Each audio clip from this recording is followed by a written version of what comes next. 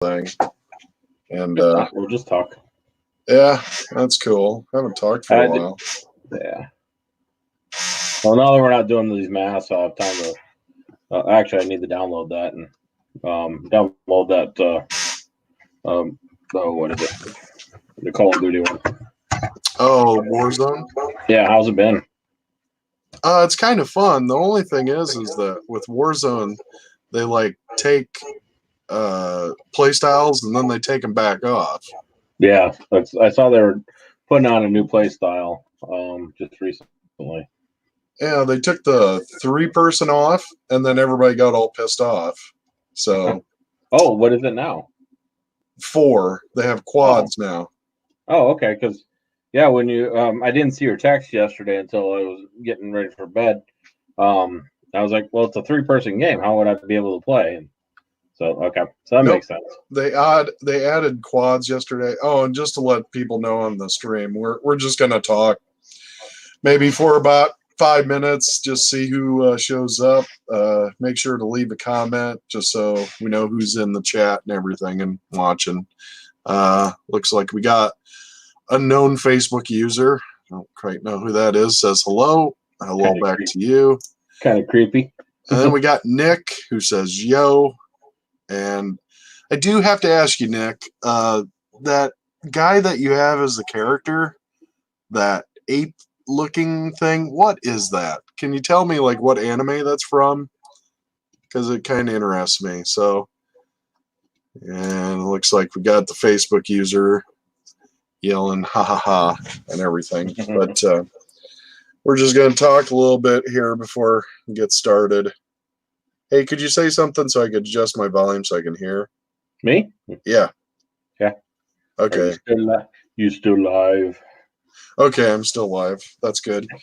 Yeah, just to let you guys know, I lost my internet like right at 8 o'clock, so that's why I didn't start right off the bat. So, but no, I got Warzone and we're playing. I'm up to like 20th level already, which I suck, so that's pretty impressive. And it's been a lot of fun. I mean, I think it's better than the first version that they had. Yeah. With it. Have you been to the Gulag much? No, not really. It just acts weird every so often. So I'm not sure what to think of it. So no, I meant the when your character dies, you go to the Gulag to and then have to fight somebody to come back alive. Yeah, the funniest thing is that I'm sorry. I have my chair is still pretty squeaky. I need to buy a new chair. I've realized that this chair is like 17 years old, and after working at home for about 4 weeks now, it's like Jesus Christ. But where do I go to get a chair? I can't order one online. Yeah. Do I want to go to a store? Yeah. So David, yeah, I know about the chair. It's starting to piss me off. Yeah, Facebook user. It says, yeah, it really says, it really just says Facebook user. If you don't download and say okay to StreamYards, then it leaves you as just unknown Facebook user. Just tell me who it is so I know who I'm talking to here. And I got Nick, who says that it's Klaus von Reinhertz from Blood Blockade Battlefront. That is a mouthful. Holy shit. Is it a good anime? Should I watch it? I got time. Yeah. That's all we got. Oh, it's Derek. Huh, that's weird. I thought you okayed it the last time that you're in here and you're showing up, so I don't know, maybe you got to okay it again or something. So that's cool. But yeah, it's kind of an interesting looking character. I was just looking up the character on Google there. Yeah, he doesn't have a nose. Oh, he says, yep, it's amazing anime. Yeah, he doesn't have a nose. No, he does. It's just that stylized, that line thing. Yeah, but anime characters kind of lose their nose when they get super emotional and stuff like that. or they have the big tears that show up beside their eyes and everything. So I don't know. What have you been doing to keep yourself occupied other than making a shitload of masks? Let's see, what have we done? Oh, I introduced Lizzie to Clash of the Titans tonight. Flash, like the old school? No, Flash? we actually watched. I watched the Sam Worthington one. I actually kind of like that one. She's big into Greek mythology right now. I mean, huge. And so I was like, all right, she's been watching the Percy Jackson movies and reading those books. And so I was like, oh, we're gonna watch something other than that because those are kind of cheesy. And then see what I'm getting ready to. I think I'm gonna, since I got time, can't really go anywhere. I'm gonna start going through my comic collection and organizing that and doing inventory. See what I got because it's been so long since I actually pulled out the physical stuff that I don't really know what I have.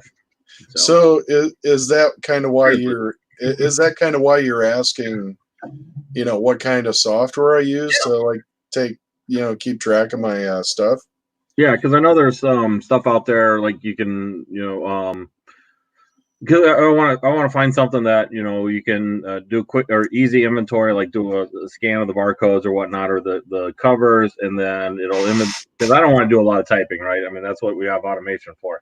Yeah. And then something that'll go out to the internet and get the rough price for it, because a lot of times I'll go to the you know me, I'm not like you where I'm jumping in here, but sorry, Lizzie's gonna jump in here. Sorry guys. Sure. I don't know the prices that you do and stuff, and because I'm not a collector anymore. I read some, but I don't really collect. And but I go and I see some of the on the walls, and I'm like, I got that one. I got that. Holy crap, that's $300. Yeah, that's $400. Okay. Right. I need a laser printer or a laser cutter. Yeah, maybe I need to sell some stuff. Okay. Well, unknown Facebook user says you need to figure out the green screen, Kevin. So I don't think I'm going to spend money on a green screen. I mean, it's tempting, but could you see me getting that much into it where I buy a green screen? I mean, they're cheaper these days. I mean, all I'd have to do is buy some green. I mean, I go to Joann Fabrics, and I guess Chad's in here too. Hey, Chad, happy birthday! Happy birthday! I didn't ask you to be on or anything like that because I figured it's your birthday and you'll be going out. Oh no, you can't go. You can't go out. Oh, inside. Oh, Jesus Christ, Chad! That picture though, you look angry. Oh, Derek, super fast. That was a sexy model picture. It's all black and white. Jesus Christ, I have to get a good look at that. Man, so well, I don't know. Shave your beard off. Who's the dick, huh? Got him. Anyway, let's see. Okay, we're talking about comic book software. Like how much you want to spend. I saw one out there. I don't remember. It's been a couple months since I looked at it. It was like $100 for a year or something like that, like a subscription price. And that's about all I think I'd need for just to get a good inventory, do some printing or print off the list and stuff, and then probably be good there. So okay, like the first choice I was going to tell you is Google Spreadsheets. I mean, that's if you got a small collection or it's just easy. You can put it on your phone, you can put it on your computer, but you want to know like how much stuff is worth and everything. Yeah, it's not Google Spreadsheets won't do the meta search for me. Yeah. I can tell you what I use, and I'll pop it up here so you can take a look at it and just see if that's something that you might be interested in. Let me go ahead and share my screen here, and I can kind of show you what I use. And okay, can you see that? Okay. Yep. Okay. So this is called collectors.com, or CLZ is the company. If you look it up on the App Store, or if you look it up, online, this I've had this for a while. So like, how do I want to describe They're the it? ones that also do all the DVD and Blu-ray apps too, aren't they? Yeah, they do all those apps too, and I've tried those, but this is the app I use. Sure.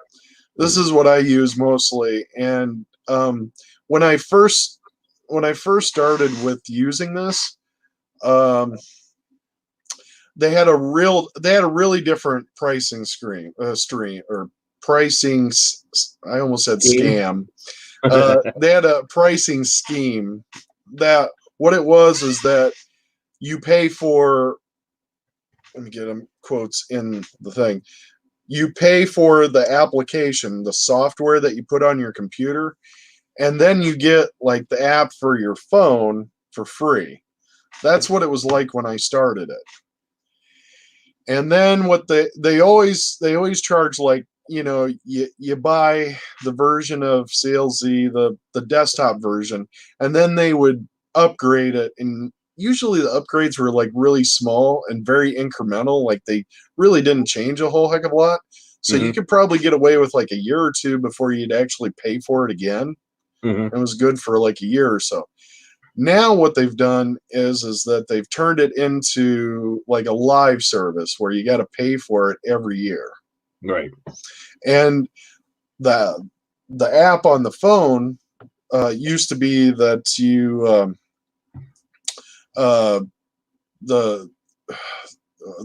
phone used to be free, and then they turned it into, you paid like $5 or $10, and then you're done. Well, that's what I paid for.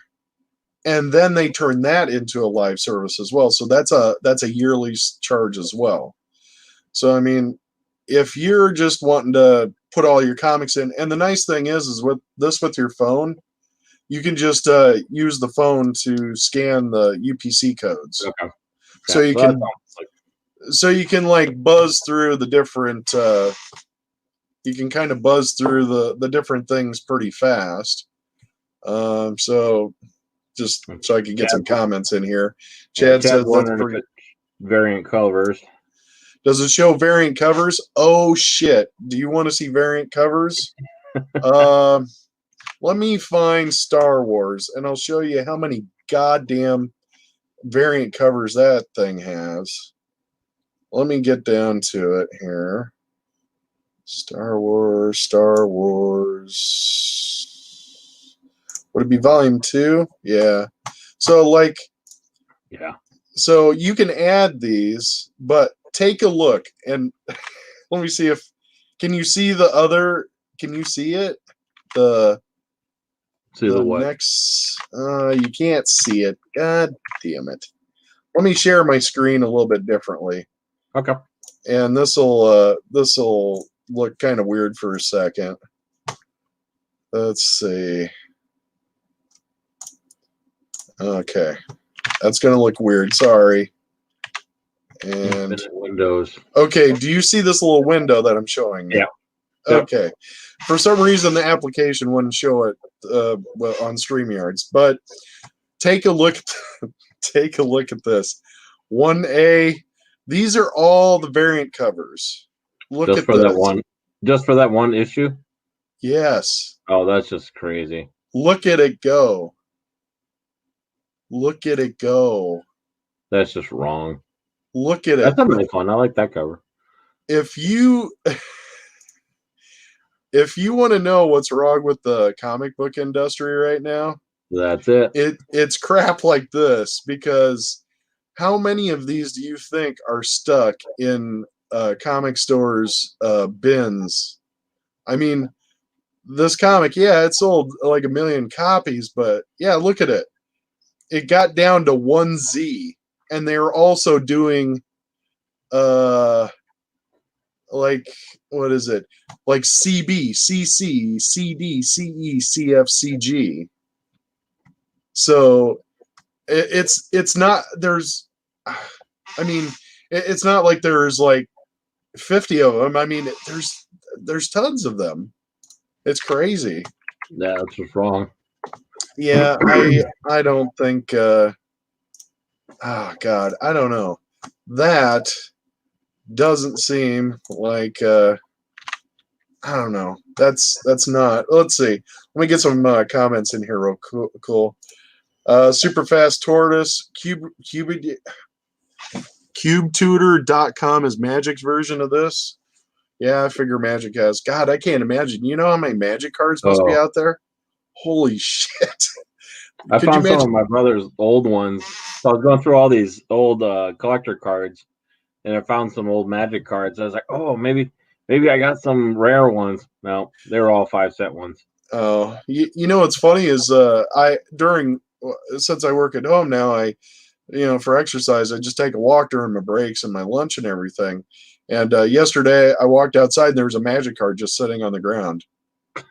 I fought the urge to pick it up because that's how fucking horror stories start. No, Yeah. I ain't gonna pick that up. So I saw somebody put on like, you want to mess with somebody, just leave like a watermelon on their doorstep at 3 a.m. Just never Jesus, tell that would just puzzle me for the rest of my life if I Yeah. had something like that happen. Huh.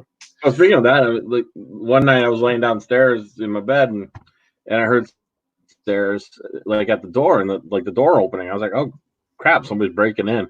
Yeah. Now it was Lori putting some masks outside for somebody that was going to stop by at 11 o'clock. And so, or if you're like Chad Canfield, someone just leaves a bottle of piss at his door. Nice. Which that's a thing. Let me get some more comments here. Chad Canfield says yes. Chad Canfield says, yeah, that's wicked. Or I think he also said just the one cover. Yeah, just the one cover. That many. And that's just Star Wars. I can't tell you how many number ones that they've done that to. It's insane. And let's see. Nick says, truth? Yes, that is the truth. Chad says, that is the completest nightmare. Oh, that's what they're hoping for. They're hoping for you sucker Star Wars collectors to think, get it in their head.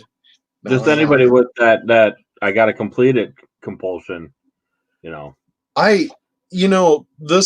thing, they're playing on those people that are completists, which there's a lot of OCD people that are comic book collectors that tried to do it and they got out of it. They finally gave up on comic book because that's Or then the other people that have to have like 2 or 3 copies so they don't crease it. I mean, that's just Could you imagine that Star Wars where I have to put one away and then I can read one? I mean, I gave that shit up in the 90s. I couldn't imagine, trying to do that. And the cross storylines got crazy too. Yeah. So then we got Super Fast Tortoise. New collectors would probably buy multiple thinking they're different comics. There is the possibility of that. Is that Katie or Tracy behind you? That's Tracy. I think it's Tracy. Yeah, it's Tracy. It's No, my Chewbacca. That was quick. Chewbacca. That's Chewbacca. Let's see. Facebook user says the crossover storyline is what caused me to quit. Would that be the crossover storylines like Vader Down? Because I didn't think Vader Down was bad, but I collected a few of Star Wars, and I just didn't really care for the art, which is pretty much traced off of Google, I believe. I really don't like the art. Yeah, that whole trace. It looks kind of like a photograph, but not really. It's just it's ugly. It's really, really ugly. Yeah, I don't really I don't really care for it, so that's kind of why I got out of that. I did get that copy, and that copy is signed by Jason Aaron's, I believe, who was the writer for Star Wars.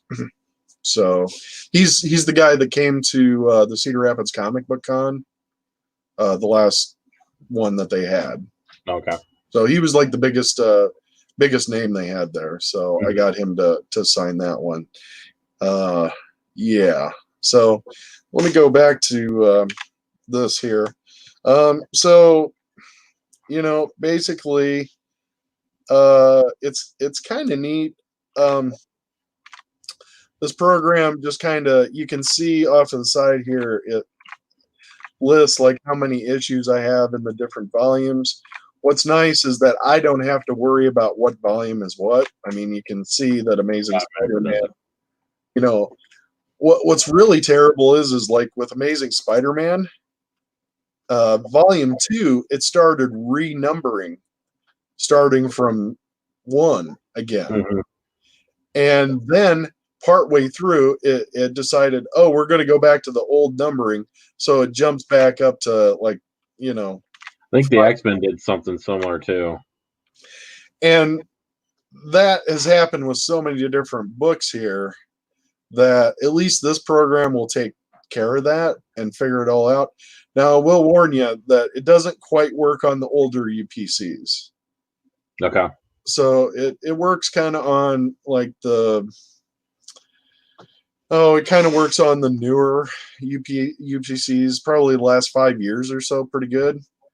Yeah. Chad says not confusing at all. Yeah, if you went into comic book collecting wanting it not to be confusing, yeah. You're in the wrong business. Yeah, so and when you're talking about pricing and so on, I believe that if you get the newest version of this, which I don't believe I have, I kind of, like I said, I kind of drop on and off of the the live service. Like I'll get on for a little while and then I'll get off, and then I believe that now it goes to like a website and gets actual numbers of like what the average costs are for comic books. So you can kind of see like when I go to a comic book here, you can see it gives information like what characters are in it, details, product details, creators, and then value details and so on. I think if you get like a different subscription or whatever to it, it will put that information in there for you. So you'll just have to go to the CLZ, look at how much it costs, and just see if it's something that you have to actually, if you want to pay for. But this would probably be your best bet. Yeah, it probably would be for like at least like 1 year, just because like I said, I want to see what I got. Because I've talked about maybe getting rid of my physicals. Yeah, we can talk. Yeah. But let's see, we got another comment here. Chad asks, do all comics have UPCs on the covers now? It used to be only the ones that you'd pick up at the newsstands that had them. The ones at the comic shop didn't have them on the front cover. They all have a UPC now. I think they've been that way for the last 5 years, since I've been 7 years since I've been collecting.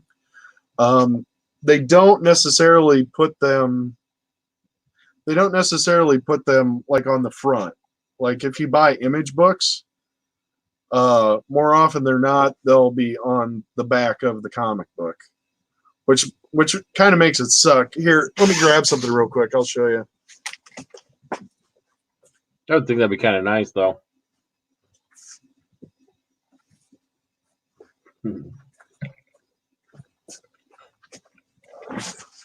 All right.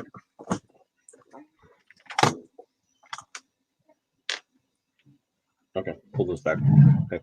Okay, so if you can see on these here, and I'll try and make this a little bit bigger so you can see it. Do you see the UPC codes on there on the side? Mm-hmm.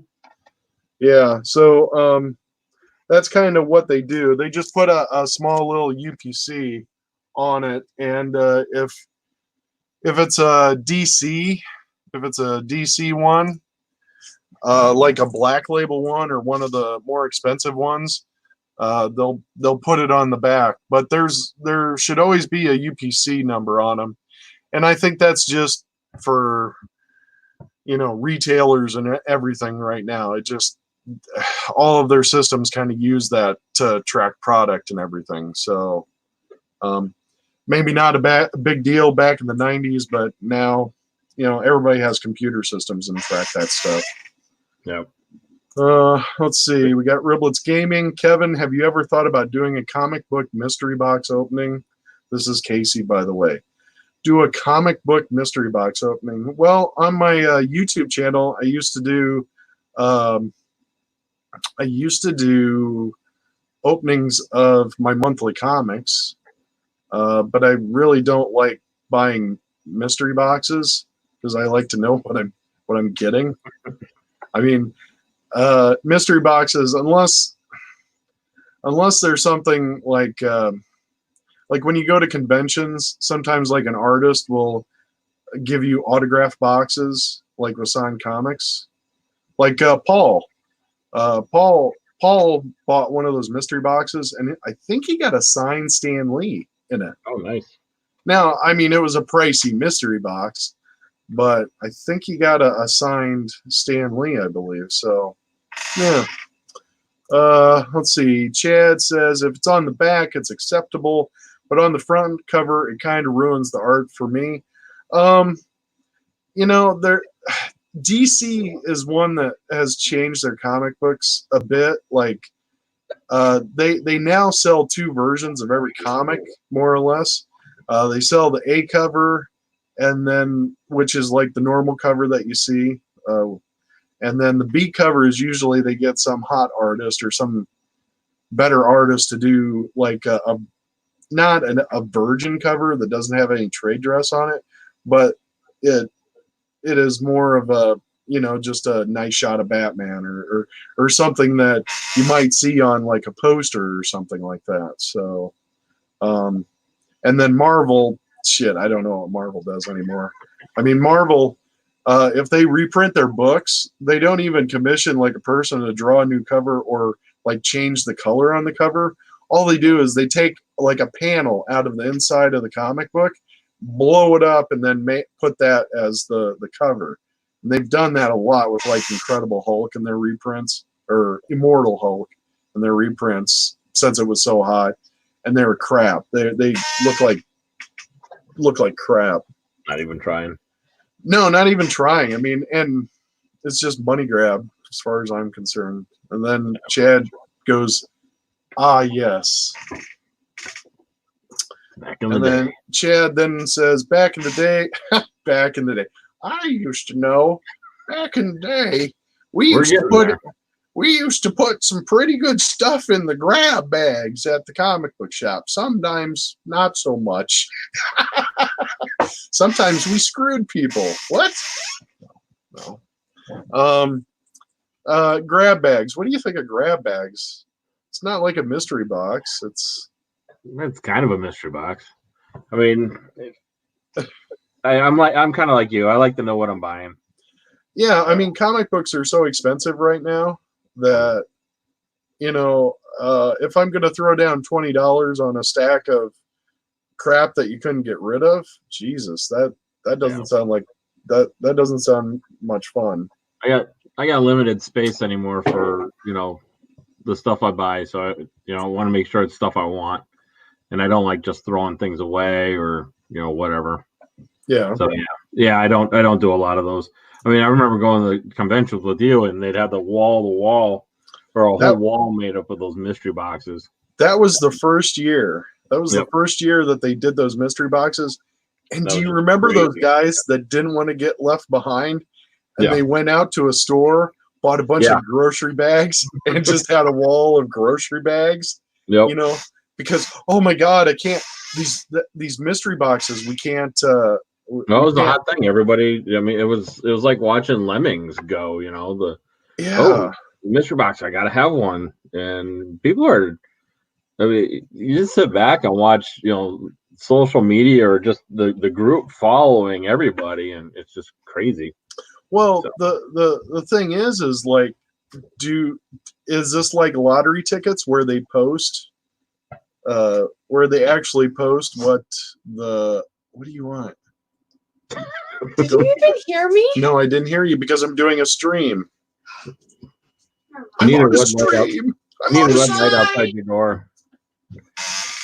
But Studio on. now the reason I don't like those things is that what they would do is they would put some crazy statue up amongst all the boxes and say, "Hey, you might be able to you might be able to win this thing." It's like But a really? $200-$300 statue. Yeah. And But is it really in there? You don't know. yeah, you don't even know that they're going to put those statues in there. And, they're kind of like gambling to a certain degree with no, gambling at least has some oversight where you guys need to let people win like 2% of the time. Okay. That's got to be guaranteed. This, they could put whatever garbage in there and, we're just trusting all of these wonderful people who are trying to make a ton of money there that they're just going to stick in some $200 statue, which Loot crate. For a minute there, Chad, I was thinking talking about the gaming loot crates, or what are they called? like Loot Crate, like the first Loot Crate. Or like EA, inside the games where boxes, loot boxes. Yeah, loot boxes. But EA. loot crate used to be pretty cool. I think you got that for me once, or Kevin might have been you. I think I bought you and Chad like Christmas gifts or something. Yeah, when it used to be hot, and that's when Loot Crate you could actually take all the stuff out of it, throw it onto eBay, and make more than what the loot box actually, or what the Loot Crate cost. Yeah. So let's just see. We got some more comments here. Let's get those. We got David D. Gordon saying Dave used to put cash in his grab bags when he opened his second shot. No shit. That'd be all right. He put cash in those? I'm surprised he didn't put bullets in them or gold or gun. Could you imagine if you opened up a grab bag from Dave and there was a gun, like an old 22 in there? God, you never experienced Dave. No. Dave would, I would go pick up my comics from Dave, and he would tell me all about the coming apocalypse and how the only thing that was going to be worth money was gold and guns and bullets and everything. And I'm not so sure about gold. He missed out on that. He missed out on toilet paper. He should have figured out it was going to be freezers too. Yeah. Lori and I have been wanting to get a freezer for a while, and during the middle of an apocalypse is not the best time to try to find a freezer because everybody else decides they want to buy one too. Oh Jesus! The weirdest shit goes missing. Like you know what I had trouble finding just recently? Toilet bowl cleaner? No, butter. Butter. I paid $4 for a little tiny thing of butter this big because that's all there was. Wow. I'm like, that's freaking nuts. Let's see what we got here. We got Splash Page Comics. He says, hello guys, what's up? Hey, how's it going? Then we got Chad saying Loot Crate is pretty cool. At least it used to be. All that stuff is new. I've gotten pretty cool stuff from them. Yeah, Loot Crate is crap now. All they give you is like, I don't know, Cracker Jack prizes now. That's about what you get. That's about all. Got another question. How long y'all been in comics? Comics. Well, I mean, I read comics as a kid, so I don't know, when I was 10, 11, 12 years old. First comics I used to read was ROM comic books. Read till I was in college, and after college, got married, got out of comics, sold my collection off. probably about 7 years ago, back into comics, and here we are right now. Trying to reclaim your childhood. No. Trying to For me, reclaim it. Yeah. I think the first one that I remember buying was the X-Men. There was a series or like a 2 or 3 issue arc where New York got turned into medieval, Mm-hmm. and it was an X-Men 2-parter. That was probably in the 80s. Was that like Spider-Man was basically all the heroes in New York were in it. They all got caught up in the spell. was it demons? Was it like No, that was the Hellfire. Okay. That was the Black Queen. No, this was before that. It was Golan Goth, I think that was the guy's name, the sorcerer that usually went against Conan. Oh wow. Yeah. Right. Oh, so wow. it was a long time ago. I mean, I think it was like 8 issue, like 180 maybe, something like that. So that was for me. And then like you got to college, kind of collected through college. I guess it was after I got out of college and when I was in Madison, that was really kind of hard to find a place. And yeah, I kind of just dropped out of it. So yeah. Yep. I still, I still enjoy the culture and going like the comic book shows with you, especially the bigger ones. Not so much the ones that are just searching through comic books, I think those are the most fun though. Well, I know for you, I like the other stuff. I tell you right now, since we're going on end of April into May, and I haven't done a good comic dig this year yet. Or no, I take that back. There was the convention in Cedar Rapids, but I am jonesing for a good dig through some comic books. So yeah, that's what I like to go for. Nick, is the toy shows and role playing game stuff. That's what I usually go to. Let me get a few comics that kind of piled up here. Riblets Gaming, if you buy from the right sellers, they post pictures of the comics you could win big, and they guarantee a certain price point. Example, you buy a $30 box, guarantee 20 value in each book. Now, the question that I have is $20 in value. Is that $20 in value that someone would actually, example, you buy a $30 box, guarantee 20 value? That seems like probably with the promise of more. Yeah. You could win more. Okay. You could get the 50, but at least 20. Yeah, and I think some of the comics, it's like if I were to just look at what the price is, and I honestly, some of the prices of comic books, there's the price there's the price what they are, and then the price that people will actually pay for it.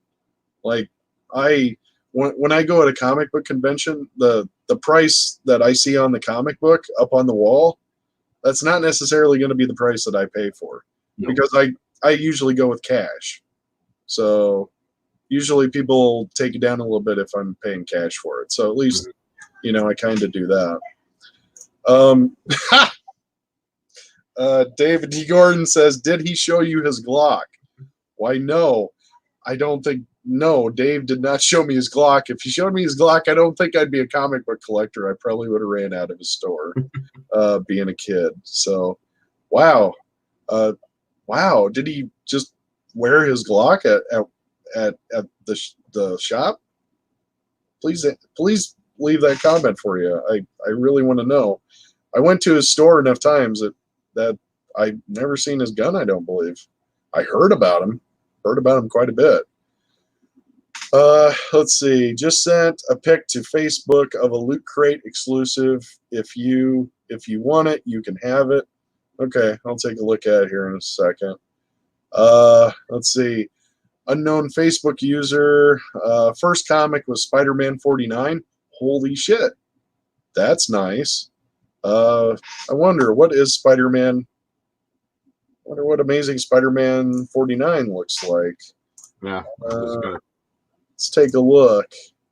What Amazing Spider-Man 49. Let's see.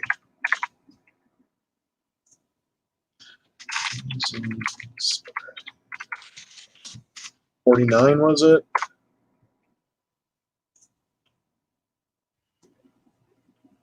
Oh, nice. That's a Craven with Vulture in there. Oh, very nice. I like that quite a bit. That's a very nice first comic. Nice. Yeah, mine was a ROM. Beat to shit. I always hated when you go to garage sales, and for some reason people would rip off the top half of the cover. You know, my grandma had a whole bunch of those. Well, those were stores that, you know, to get their money back from the comics that didn't sell, they rip off the top of the comic book. No, That that's how, no, like and then they'd send it back. they'd send it back to the yeah. That's how magazines work. Like back in the day, I don't think that's how it works these days. I don't know how that really works right now. But yeah, back in the day, they if there was something that was unsold at the grocery stores or wherever, instead of sending hundreds of pounds of books back, they would just rip the covers off and send them in for credit. Is what they do. So if you find those comic books, and there is a market for people to match covers with, Of course there is. Yeah, for the older ones. Yeah, there's people that try and match those up. Let me get more comments here. There's quite a few. Let's see. Nicholas Ling says toy shows. Yeah, I like the toy shows. It's kind of sad that the Chicago Toy Show was canceled. They're still planning on having the one in October, and it's the same day as the Transformer Con in Chicago, which kind of blows my mind. Yeah, Nick then says not happy about the Chicago Toy Show not being canceled, which, yeah. Riblets Gaming, it's all a gamble. It's just for the dream of hitting it big. I never hit it big. I never win anything. Nope, me neither.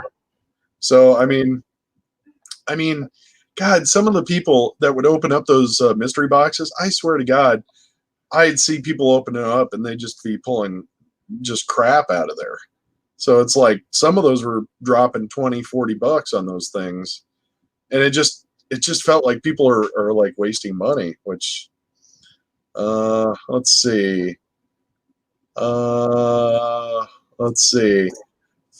Unknown Facebook user, he made it. Thank you, Facebook user, for making it. There it is. There it is. I wish I knew who you were. For mine it was X-Men 189 through 191. And we got David Gordon. Yes, he had it behind the counter. He had it behind the counter the whole time. Well, I'm glad I didn't steal any comic books. All right. Splash Page Comics. My first comic book was X-Men 94, right off the stand that I bought with my own money. That's the best. Because, you know, I had a, if you can believe it, my small little town that I came from had a pharmacy. And in that pharmacy, they had a whole selection of Marvel comic books. And with my lawn mowing money, I would go up there and I would see what I could afford. Mostly I got ROM comic books, which kills me because I can remember looking at all the Uncanny X-Men and all those others that are classics today. And I paid top dollar for some of those these days. And let's see, we got Nicholas Ling. He says, I have an Amazing Spider-Man number 39. Really? Really? Is it in good condition? Nice. Man, I got to see your collection sometimes, Nick. You surprised me some. Well, not really surprised me, but you got some cool stuff. David D. Gordon says, that is true. We did that when I worked at City News and Books. Oh, yeah, I remember going to... You worked at City News and Books? They had the best porn there. They had the best porn section. As a little kid being taken in there and then accidentally wandering into the porn section and seeing all the craziest porn magazines. And I don't mean just like Penthouse and Playboy and the normal stuff. So Yeah, that must have been quite the job there, ripping all the covers off all that stuff there. But you can go there and get anything. That's where I used to pick up a magazine called Autograph Collector, and how I learned about collecting autographs. So yeah, I remember that place pretty well. I was pretty sad when that place disappeared. They had a spinner rack and everything in there. So yeah, it was pretty cool. Let's see. Chad Canfield. They used to do that. They used to do that at the bookstore at Westdale when they tossed their books. Would that be like Walden Books? Yeah, that's why you always find a big fat stack of just comic books with the covers ripped off. Or even paperbacks with the covers off.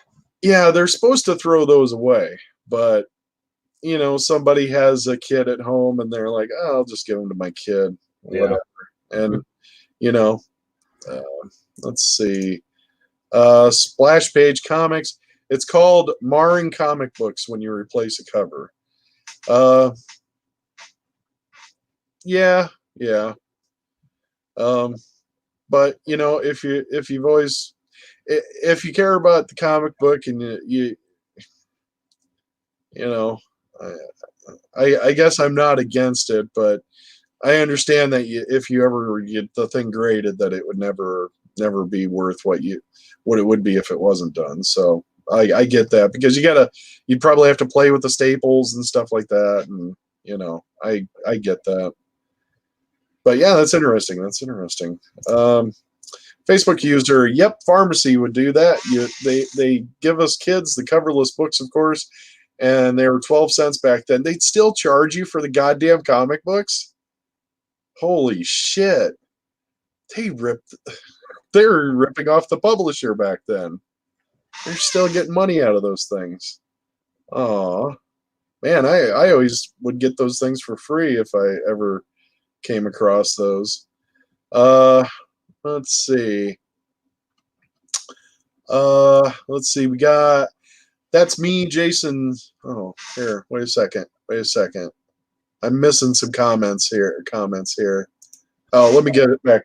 Okay, so Nick says Transformers Con is all weekend. Yeah, I realize that. We'll just have to see how this coronavirus thing's doing. There's a Lego weekend in Chicago too, or Lego Con. Is there? Yeah, I think we saw a video of that one year. That would be kind of cool to go to as well. We were actually planning on going this year. Brick World. Brick World, yeah. Do you know what month it would be? June 20th, 21st. And I'm looking at their page right now. So far, they don't have anything in there about canceling. So yeah, I don't know. The only thing is everything is kind of state by state. So yeah, Illinois. It's in Illinois. It's in Chicago. They've been locked down for a while. So yeah, so I don't know if I don't know. Chad, it's in June, so they're probably just it's still a couple months off and too early to cancel something. Yeah, especially if they paid for everything. So yeah, I get that. So I don't know how they would make something, and God, how many people would they get at that thing? I wonder. Oh, quite a few. And actually after this year, sorry, my cat's underneath my table and he's bugging the hell out of me. He wants to play ball. Oh. Yeah. Which is great, especially when you're at work trying to have a meeting. But we just got done watching Lego Masters on Fox, and so that probably would boost up the attendance of Lego or Brick World. So. I tried watching that show, but it's worse than those cake shows or those cupcake shows. I don't know. It was pretty good. I liked it. The stories from the people. Well, some of the people there's a couple people, and actually two of the people or one team at the beginning, I'm like, really? And because they were all drama at the beginning, and I know those shows are all edited the probably look different than they actually are and stuff, but they actually made it at the end. They did pretty good to the finals and stuff, and so there were some other weird stories and stuff, but toward the end when they got down to the three teams, it was actually it was a fun show. All right. Yeah. Well, just not for me, but that's okay. I just You can stick with your Masked Singer. oh, no, thank you. I've never watched those singing shows. Never. I caught like 5 minutes of it last night because we were waiting for Lego Masters to start up, and that was just horrible. It was absolutely horrible. So never again. Huh. And let me get some more comments here. Chad says, "Remember the Darth Maul I made, or the Darth Maul I won back in the day?" Yeah.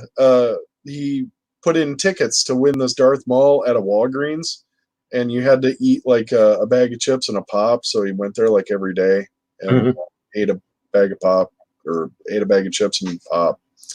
I remember that. Yeah. Let's see. Riblets Gaming. Do you get variant covers of your favorite comic books? Not really. Probably the most variant covers that I get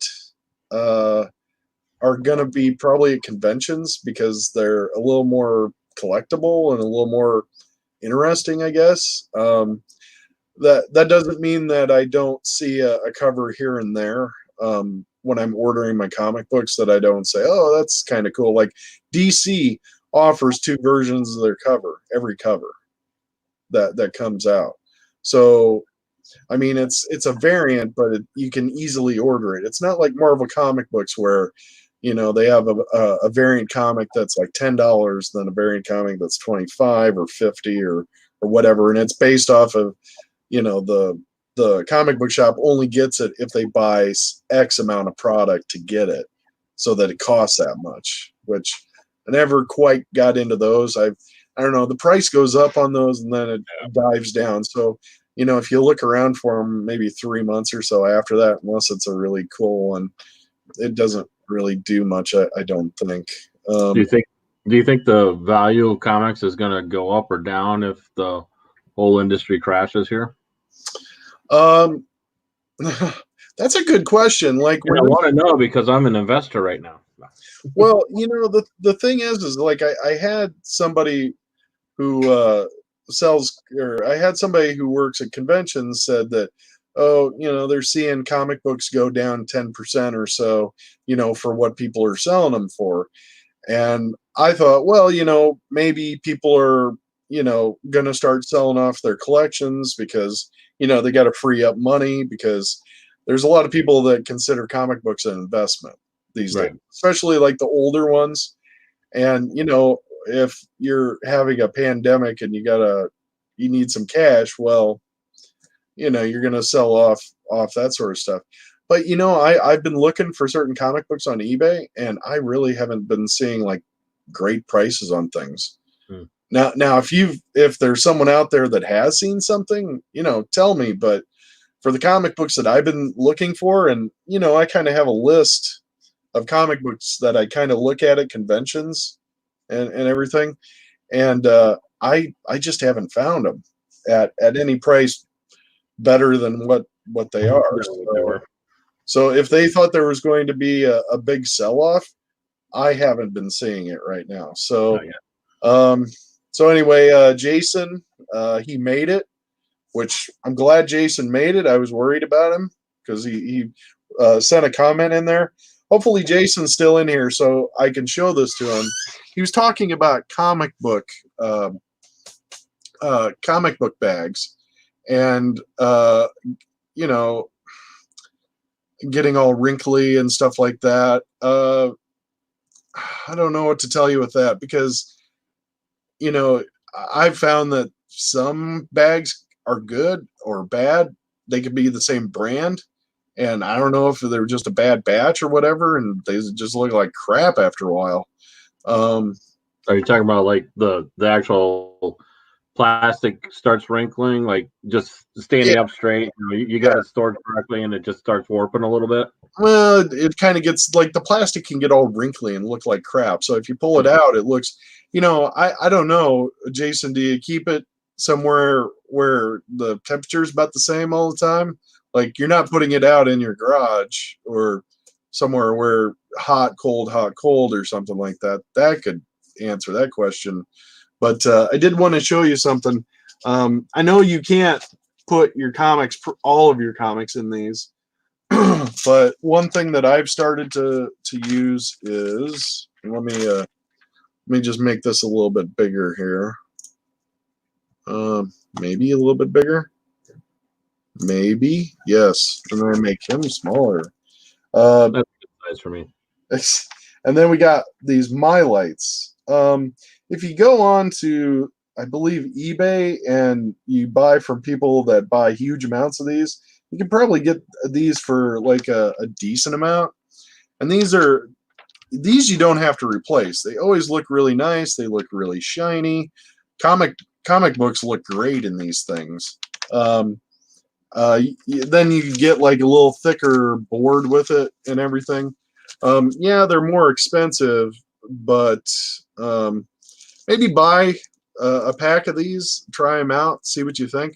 I don't put these on all my comic books. I usually put these on like my more expensive ones, like, you know, anything that's maybe 40, 50 bucks or more. I got these for it. So, and they look super nice when you put them in there.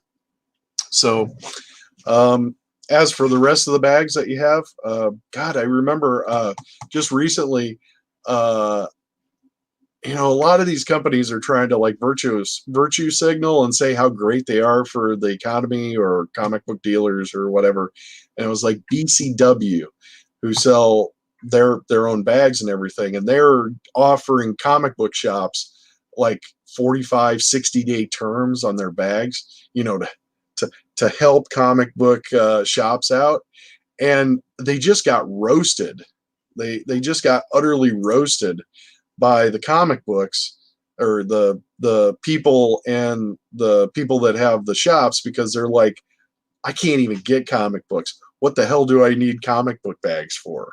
Or what do I need comic book boxes for? What 60-day terms? What? I'm gonna buy all this shit and then I'm just stuck with it, or my store closes and everything. And then the funniest thing is that it started turning into how shitty BCW bags were, and that you should buy Ultra Pro bags. So they're actually suggesting other bags in BCW's own thread. So Jason replied to you down at the bottom. Oh, okay. Okay. Let me get some more comments. I got like a lot of comments here. I gotta get going.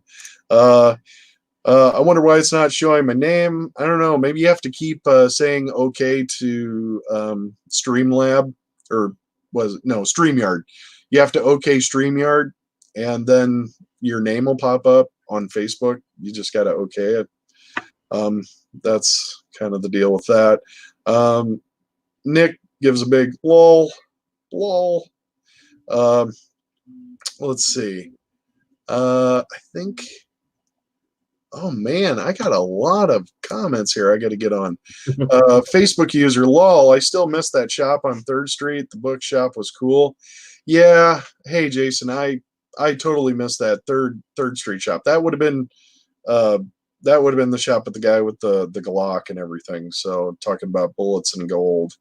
You know, it's always a great story nowadays when you're adult and get to talk to them. My shop was 16th Street in Dubuque, downtown, just right across the bridge in the old section of town. Probably long gone by now. There's only like one. Yeah, they moved. I think they moved up toward like University of Dubuque. I think that's where they moved to. Drove my mom nuts, making her take me there before I could drive. Yeah, I came up to Cedar Rapids to get orthodontia done. So after I get the stuff tightened up, she'd take me to the shop and get me a comic book. So that was always that's always how I got comic books that way. Yep. Splash Page Comics. I sent off and ordered comics through the mail from a place called Comic Sales Company back in 1974. Oh my God. I got a ton of Silver Age back issues from them cheap and still have them. Good on you, man. Good on you. I remember looking in comic books and looking at all those ads, from the different mail order companies where you'd like make a list up. Yep. And you get your mom to write you a check, then you put it in there and you mail it in, and then you maybe got comics. Yeah, I actually did. I think Mile High Bought a bunch of from like I said, the 89 issue of or 189. So I think I went back to 160 or so, and I remember the day they came in, and I just went upstairs and I had a read fest. That was a good day. Gone for a while, huh? Yep. No, that's pretty cool. Splash Page Comics, I like that. Then David D. Gordon, yes, I did until the theater geeks kicked us out. So it was the theater that kicked you guys out. Oh, I thought. Oh, wasn't it the? Oh, it was the flood. Didn't the flood the flood took you all out, and then the theater took that part over.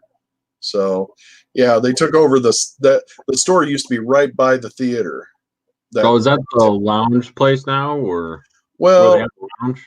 All that was redone, but it's all like the theater now. But there used to be like a little newspaper and magazine store in there, which was the coolest place to go. I mean, nowadays nobody gets comic or magazines or newspapers, so Super Fast Tortoise, have you ever tried dipping your toes in water and selling comics from home?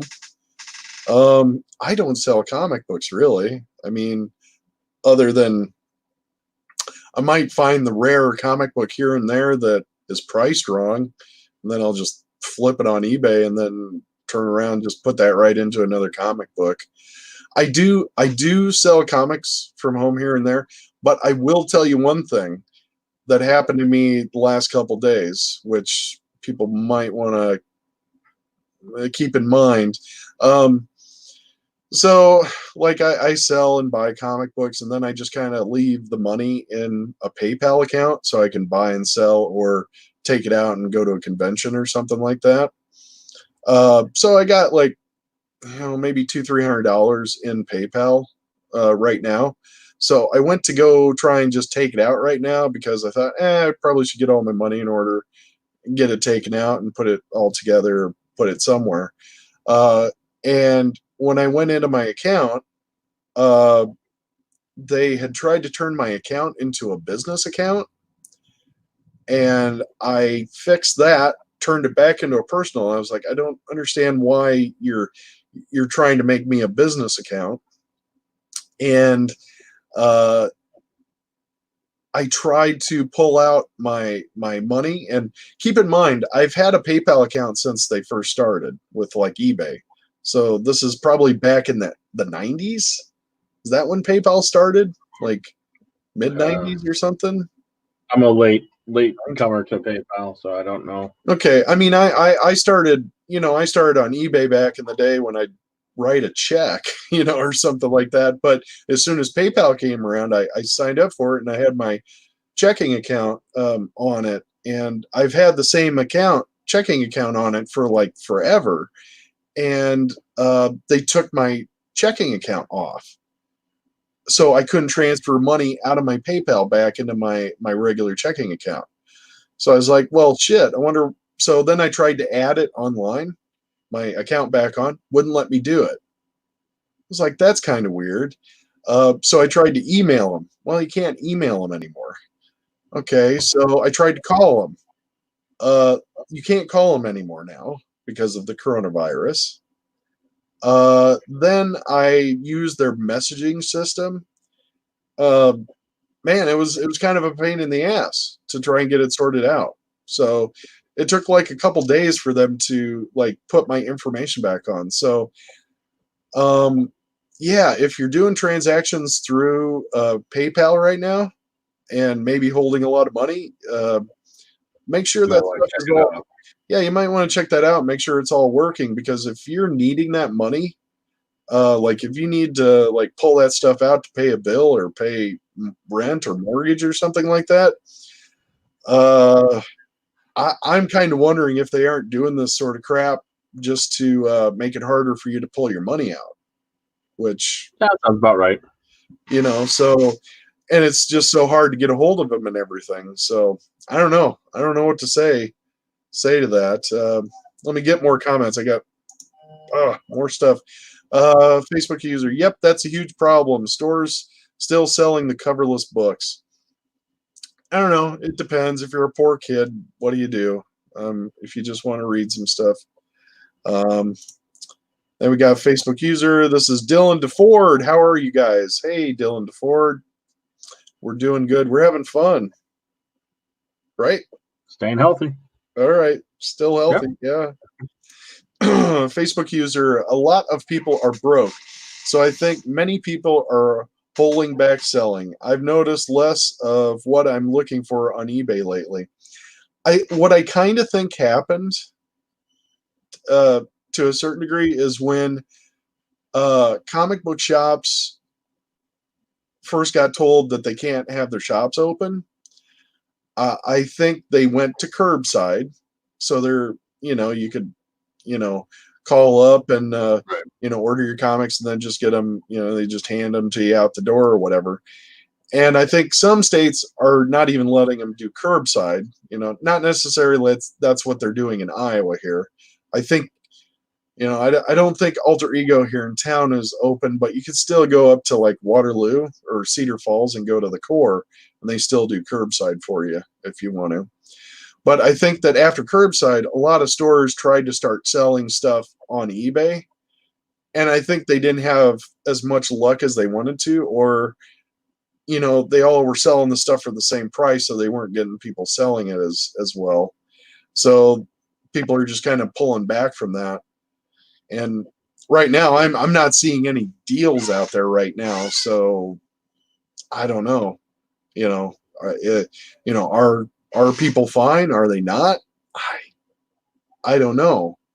Some people said that there was going to be a big sell-off right now, which But then you have the flip side of people not having money. So well, is that going to change with people getting their government cheddar? no, because the banks are going to take that now for past debts. Oh, they're going to start snatching that up? Yep. Mnuchin is going to, and the Treasury is going to let banks. So they weren't supposed to be, the only debts they were supposed to be able to use it for was for like child support payments. But now they're going to let banks take it for overdrafts and other loans. Oh, you're kidding. Yeah, so people are screwed. Wow. It's all screwing the little person. So I haven't gotten mine. So I don't expect that to come anytime soon. So then you get the situation like was it where 17-year-olds or something that don't get it or something. I don't know. It was some weird Chad knows, but yeah, it's a mess. Yeah. But millionaires they get their money. So anyway, let me get some more messages here. I'm I'll leave that one alone.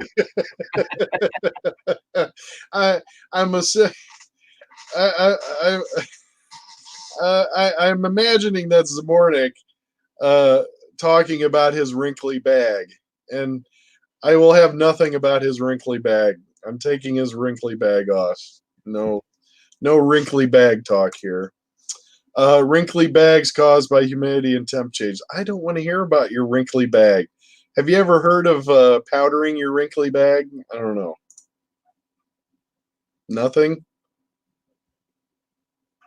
For me? No. I'm not. Yeah, I thought you froze there for I'm not touching Chad's wrinkly bag. No. No, I don't want to talk. I don't want to hear nothing about wrinkly bags. Nope. Facebook user, yeah, I have everything stored correctly, dry, no sunlight, temp is normal. All right. Then I'm gonna say that you got some shitty bags. You can rebag them. Some people say that you should rebag those like every 5 years, which that'd get expensive. I don't know what to tell you unless you enjoy bagging stuff and you have some OCD thing that you just like bagging. Which I was bagging all my X-Wing cards, and that got expensive. And I stopped doing that. I actually went to not Joann's, but Hobby Lobby when they were open, and bought one of those cool boxes that they have, and then lined it with felt and made divisions for it. So I got a nice card holder for all my X-Wing cards that way. So that's cool. Yeah, wouldn't really work for the comic books, but it works for the cards. Let's see. Splash Page Comics says Mylar is 3D for comics. Yep. Facebook user, what do they cost? I have over 1,000 books. Oh shit. I can't tell you. You're gonna have to go on to eBay because you know, I will say that maybe if you need that many, if you're serious about getting that, maybe go directly to the people that make the My Lights as opposed to buying them on eBay, because I just bought like 50 off of somebody who places larger orders with the company. For 1,000 books, you probably get a better deal just going directly from whoever makes My Lights. And you There's know, a pack of 50 on Amazon goes for $17. holy shit! That's why I only put them on my expensive books. But I imagine it's going to drop a little bit if you buy a lot of bags. But Jesus, $350 about. All right. So Jason, $350. What's it worth to you, buddy? I would say no. I like my comics. I Not that much. just not that much. I guess I'm a terrible person. Let's see, 1,000 books is expensive. Yes, it would be. Let's see, Facebook user, 45 days. That's nothing. I have bags that I've got in the 80s that still look good, but every brand I've tried in the last few years wrinkles in a year. Yeah, I don't know what to tell you. Keep track of which brands they are and try the next one. Planned obsolescence. Well, I guess since we don't have new comics anymore, I guess that's not going to be a problem anymore. You're just going to have old comics and just put them into My Lights, I guess. Let's see. I buy Mylar and backboards 1,000 at a time from E. Gerber. Yeah. I think that's the company. Yeah, I just am not going to buy that many. So that's kind of why I went with just buying 50 off of some guy on eBay, because this is how many. I don't have that many expensive comic books, so that's how many I got left so far. So let's see, Facebook user, what's your opinion on the Batman Who Laughs? Because I'm looking to find one sometime. So the Batman Who Laughs, the story of Batman Who Laughs, I thought it was kind of interesting. That's what, dark metal. I know I got the first appearance of him and everything. I can't believe that comic book went up to like 70 some bucks or something right now. So yeah, it wasn't really a heavily ordered comic book. So when the Batman Who Laughs blew up, then it kind of went crazy. But yeah, it's kind of interesting. I mean, if Scott Snyder, he's fun to read. So yeah, I'd pick him up. I would. I don't think you can go too wrong with that. Nicholas Ling, your first shop was the Core. So you lived up in Cedar Falls, Waterloo? So you're a Waterloo, Cedar Rapids transplant down here in Cedar Rapids? Hey, Core's a good shop. I love Mike. Mike's pretty cool. So we got Chad Canfield with, I wish I was old enough to go into Pinball Palace, Dave Wilson's Pinball Arcade. It used to be the brick building on the corner of 29th and 1st Avenue. It was cellar door for years. That was pre-comic shop. Yeah, I think I heard somebody talk about that. I can't remember who. Might have been Dave. I don't know. Who used to help Dave out back in the day, sell stuff? Let's see. Let's go to another one here. Jesus, man, the comments here. Splash page comments. Maybe when I go live sometime, I will invite y'all on to talk comic books. Y'all seem like cool dudes. Well, that's because we are cool dudes. I got a cool wife. Yeah. So, and she's got a. Oh my God! Why is she undressing? I'm not. Get, Where's my shirt? get your wife in order. Get your wife. Let's I see. wouldn't even This is just a kind of webcam show. Sorry, I gotta go. Yeah. All right. Although we do need to replace the money we're making for the masks. All right. David D. Gordon says, no, we only got an inch of water and we're selling stuff to the workers the day we were allowed to return. The theater got trashed and not one periodical was even damp in the shop. Oh, that's cool. Not one periodical was damp. Or moist. Was there any moist ones? Moist. That's it. Facebook user lol, bragging is my life. Oh, bagging is your life. Okay. Bagging life? Bagging life. All right. Yeah, I tried, you know what I tried? I tried to get Katie to bag my comic books. I tried to pay her to bag my comic books. I had a big fat stack about like this high, and I was like, oh, I'll give you like $5 to bag my comic books. She didn't go for it. She's Nope. like, no, I'm not a sucker. What are you talking about? Smarter than that. Splash Page Comics says wrinkled bags are the poly bags needed to be changed every 7 years, and the backboards need to be changed every 5 years if they're sprayed backboards. Yeah, that's probably the going. Kind of the going knowledge on it. I mean, some people have told me like 5 years is how many times you're going to change it. But I'll tell you one thing, with all the racks of comics that I got, those are not all going to get changed. They're not. I mean, I really should probably go through my old Iron Man collection and rebag a lot of those. A lot of those do have my lights, so I'm okay with those, but that's a lot of work. I suppose if I had a lot of time, I guess I could do it. I don't know. Yeah. Yeah. I mean, what am I going to spend my time on? I suppose. Then we got Super Fast Tortoise. I sleeve all of my collectible MTG cards. If it ain't worth nothing, I don't care to protect them. I got it. Let's see. Facebook user, man, maybe I need to cut down on my books. I gotta bag them, lol, and shoot, I've tried all the main brands. Yeah, I don't know. I mean, don't feel bad getting rid of comic books.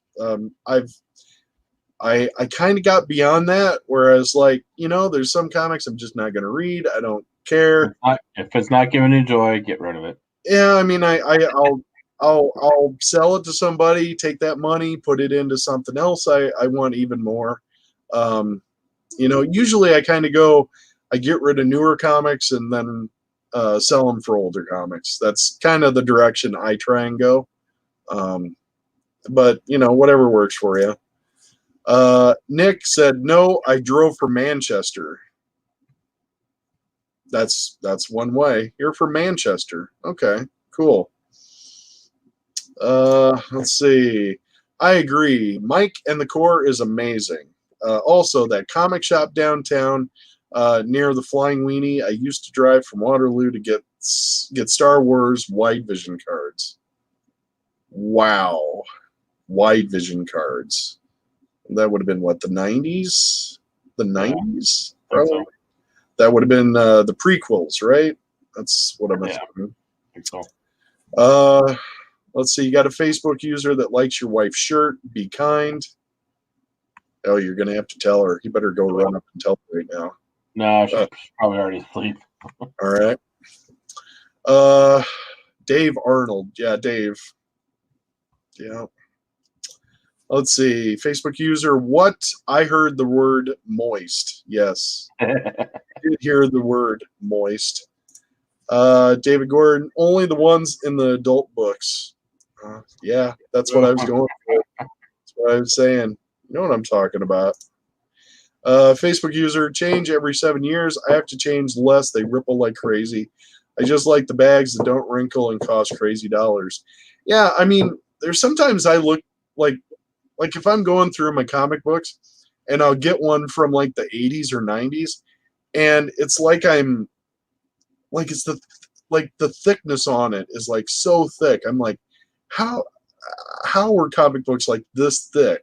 Like, it was nuts. So you can just by going through like maybe like my X-Men, if I just feel the comic backs throughout the years, just there's quite a bit of a difference. It's kind of like a refrigerator that you bought 30 years ago probably lasts a hell of a longer than the refrigerator you buy these days. So it just sorry, that's how it goes. Chad says, have a great night, guys. I'm heading out. He's probably gone. Fuck that guy. Let's see. Jason, I need some of those fancy bags for my Madball books. Your Madball books. Nice. Did you have any Madball books? Okay. Splash Page Comics. Back in 2000, I changed out all 25,000 comic books and put them in Mylar and halfbacks.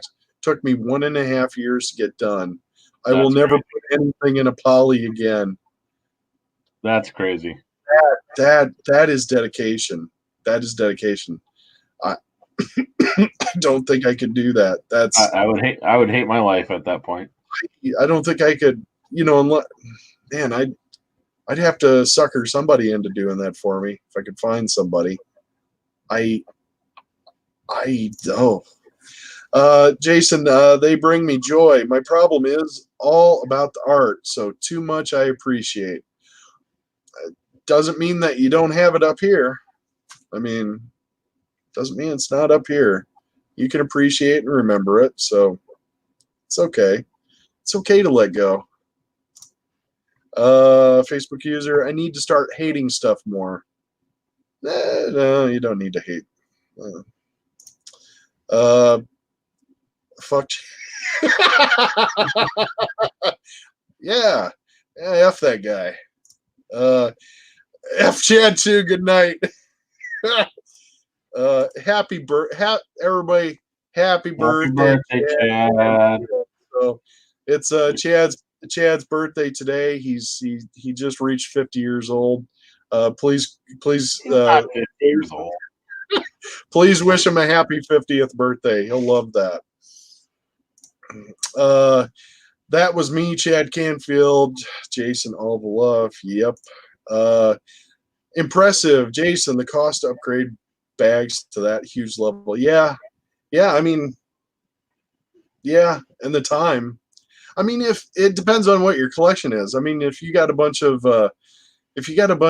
comic books that are like 60s and 70s, Marvel, DC, something like that. Oh hell yeah! I mean, I would do that.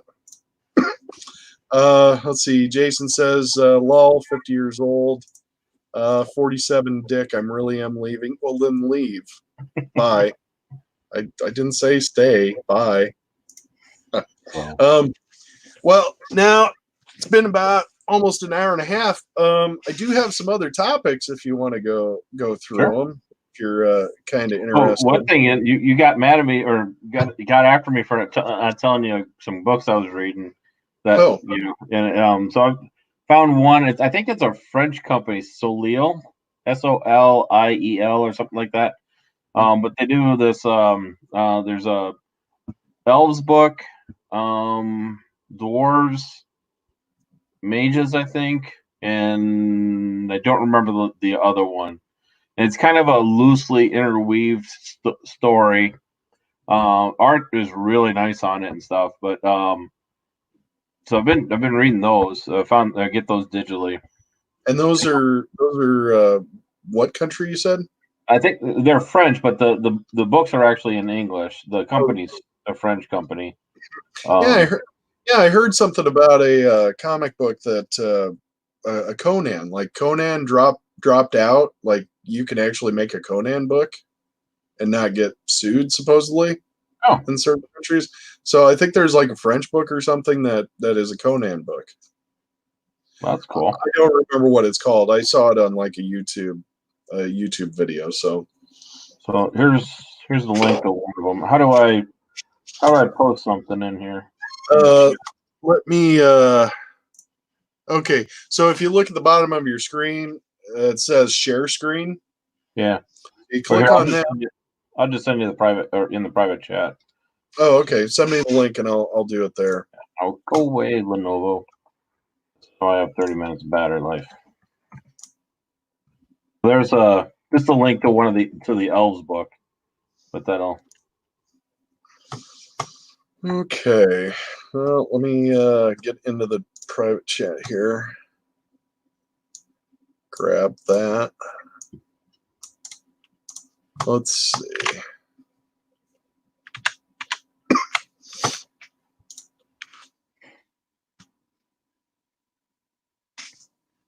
Okay, so it's called Elves. Well, there's one of their series is called Elves. There's a dwarf one, and I can't remember what the other one's called, but that's most of the stories are unrelated. Each issue is about one character, and then they'll go. The next issue might be about another character, and some of the issues have nothing. It's more like a history or a backstory. But some of the issues are and they're about 60 pages in the issue. And then some of the stories advance, the present timeline a little bit more. But I've been really enjoying those lines. So, that's kind of neat. Who makes this? Say.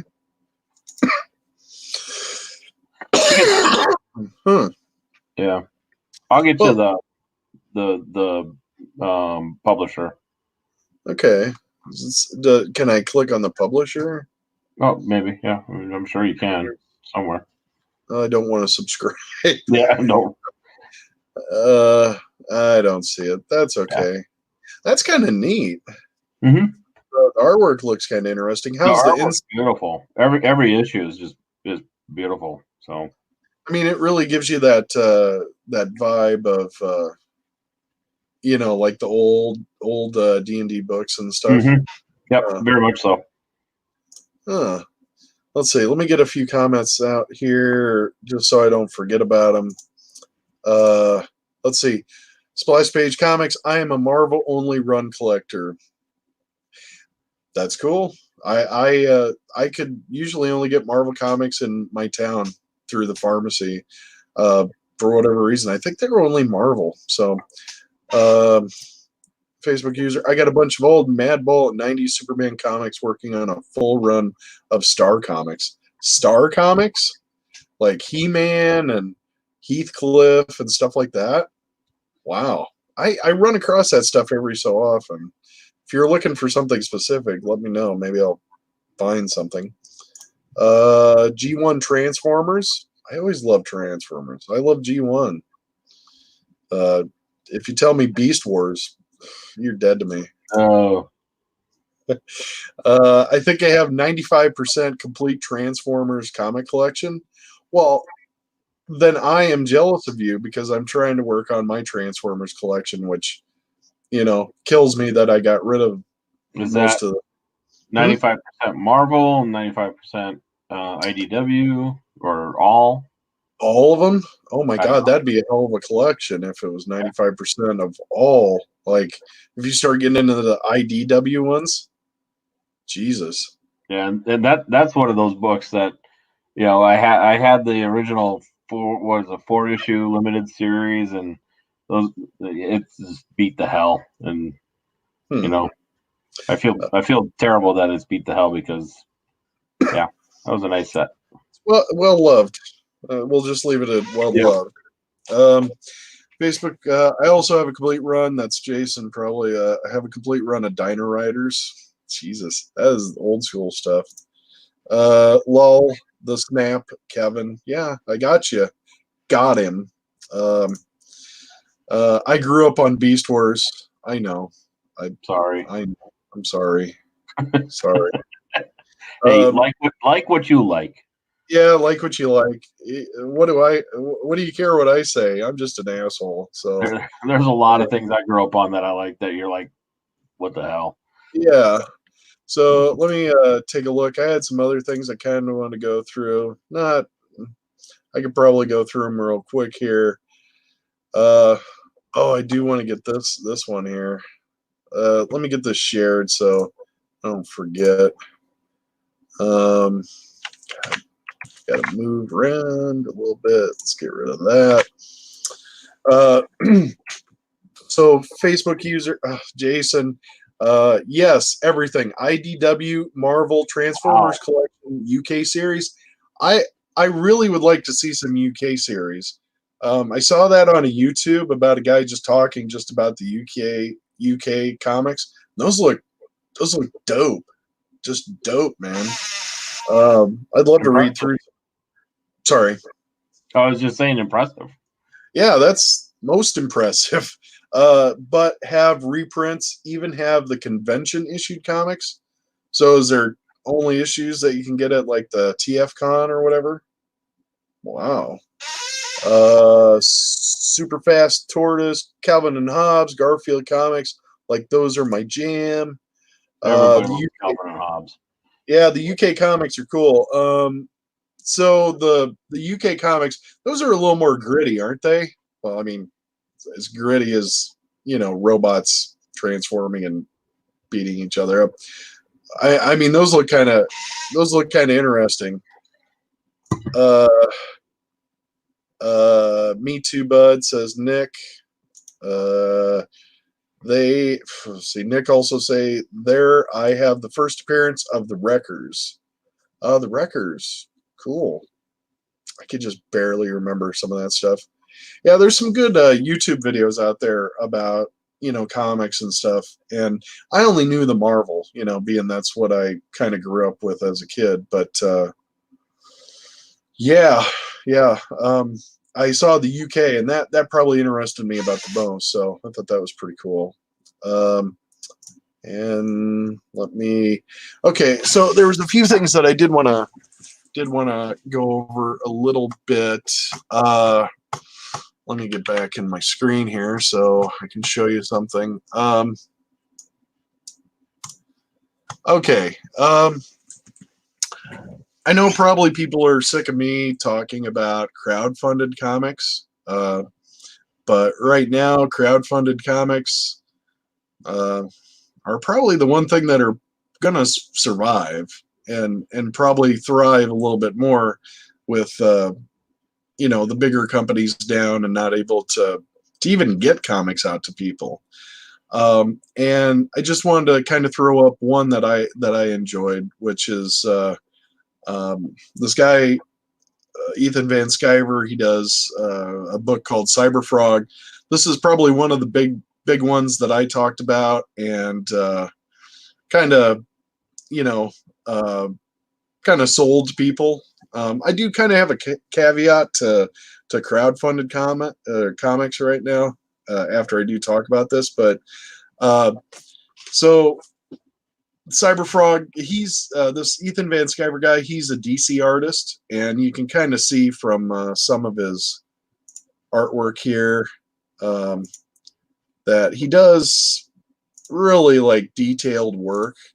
I mean, he's been in the business for about 20-25 years, so he does some pretty good stuff. This is his second book that he's done. And he has like another month to go, and he's already made $625,000 on this comic book. So I've put in for my comics with this, and this one's going to be called Wrecked Planet. He actually got another comic book artist to do the cover for it, so this is a little different than Ethan Van Sciver's art that he does. He does more like really realistic, super detail on stuff. I mean, he'll spend forever on like a page just to get every detail and every little tick mark and everything on it. Jay Lee does a lot of covers and other stuff. I think for DC is what he normally worked for. So pretty cool cover with that. Yeah, with this comic book, let's see, which one did I do? I did this one here, where you get the Cyberfrog Wrecked Planet, and the Salamandroid comic book. So it's a $50. I get 2 comic books with it. Basically, the story is about this world gets invaded by what is it? Let's see. Maybe it says here. Oh, here's the story. This makes it a little easier for me to say. It's 2018, 20 years after the Bezpiz invasion. That's the bugs, the wasp that you see here. Cyberfrog has reunited with his friend Heather Swain, who's surviving in the New Jersey Pine Barrens with their 10-year-old daughter, Lily, and others. And basically there was a big bug invasion of the Earth, which destroyed most of the Earth, and Cyberfrog was sent to the world to, save it.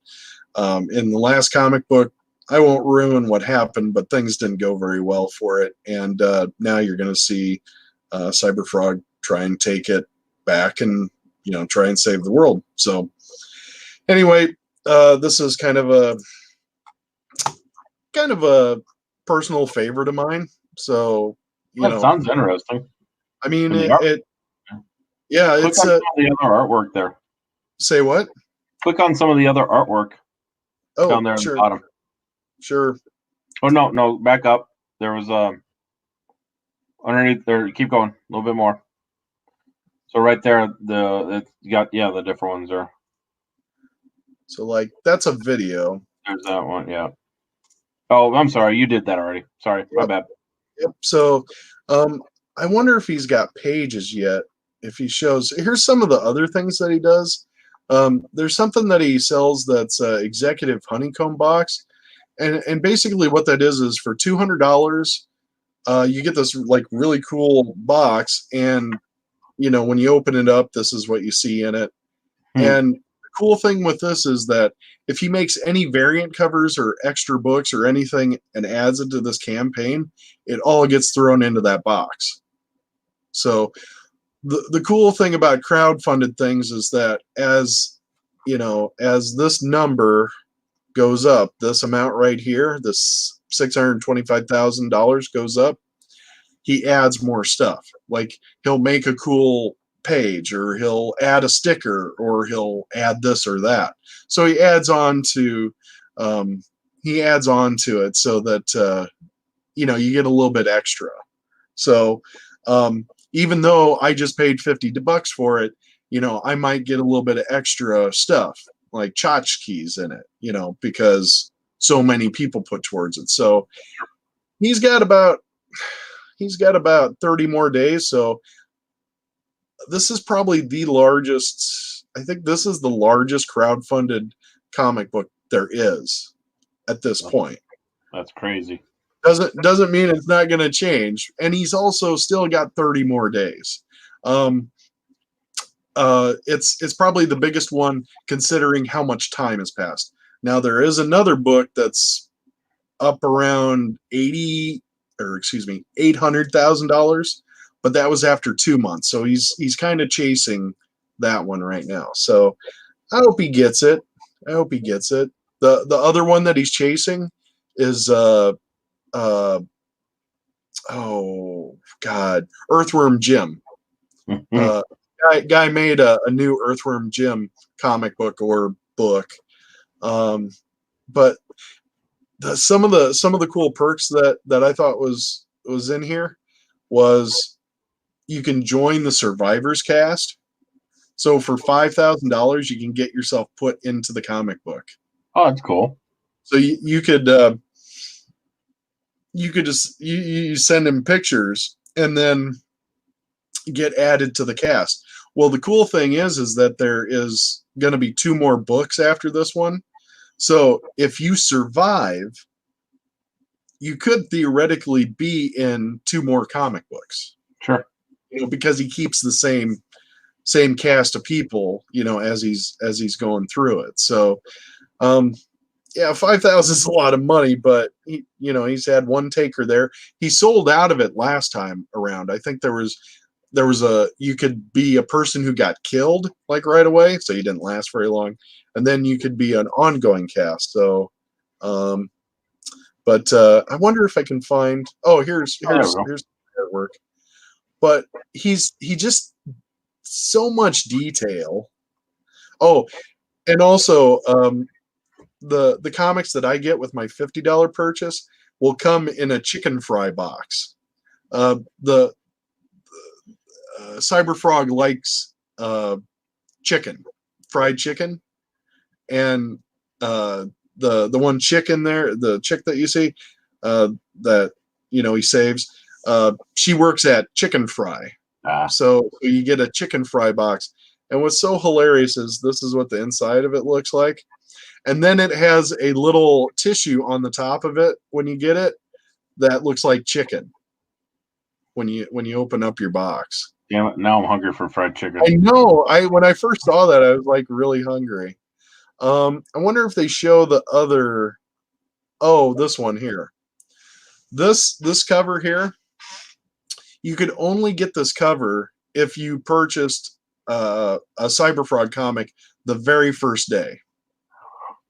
So, I don't know. I thought it was pretty cool. I wish I would have, backed it way back in the day and got this cover. But the only thing is, I don't think I could get I don't think I could get this $50 box with it included. So I don't.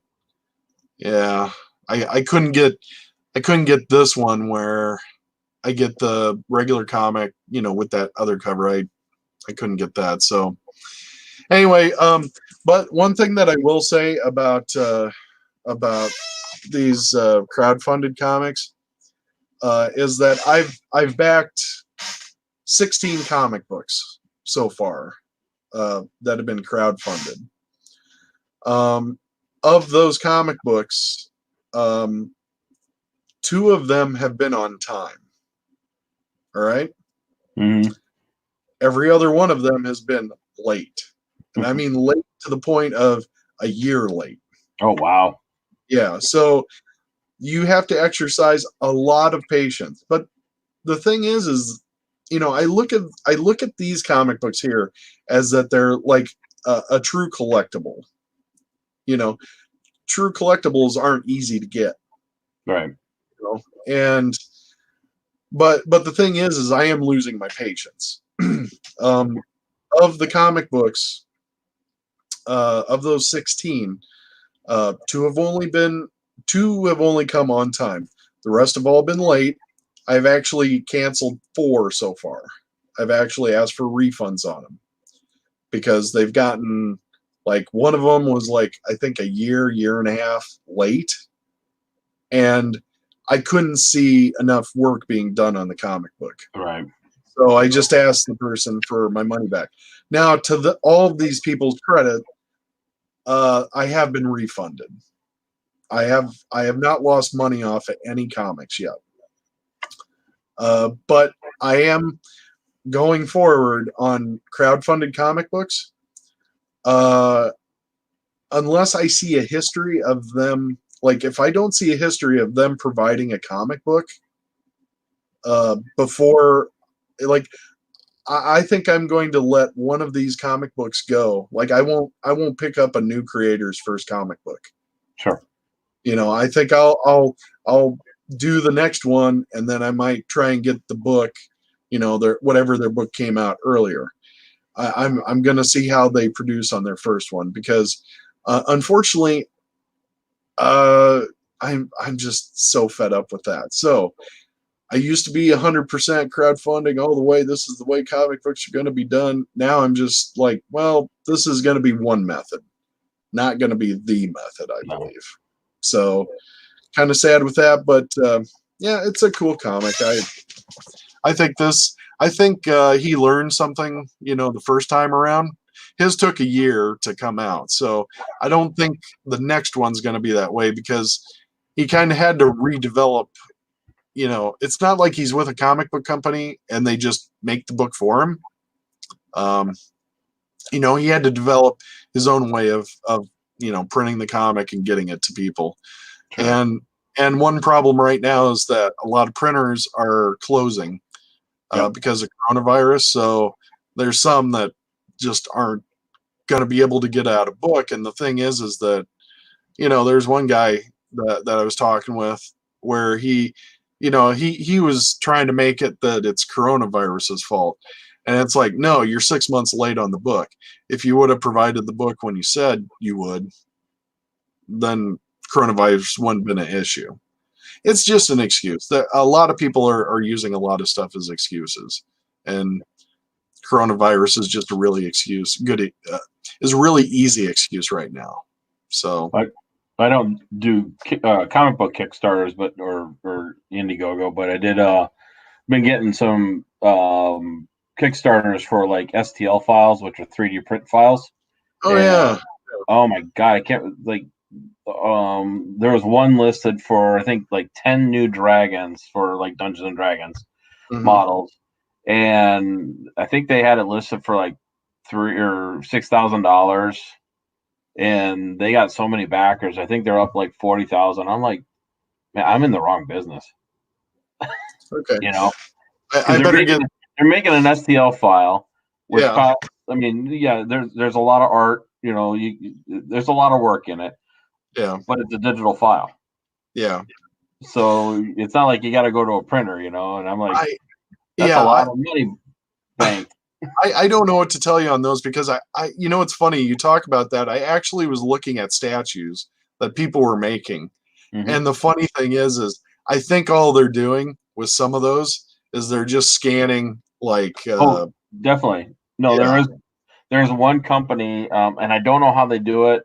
They must have some kind of license, but that's literally they rip video game images, or video game models, and turn them into, they're selling files for the X-Wings and Star Wars stuff, for Marvel, and they're not even, they're not calling it something different.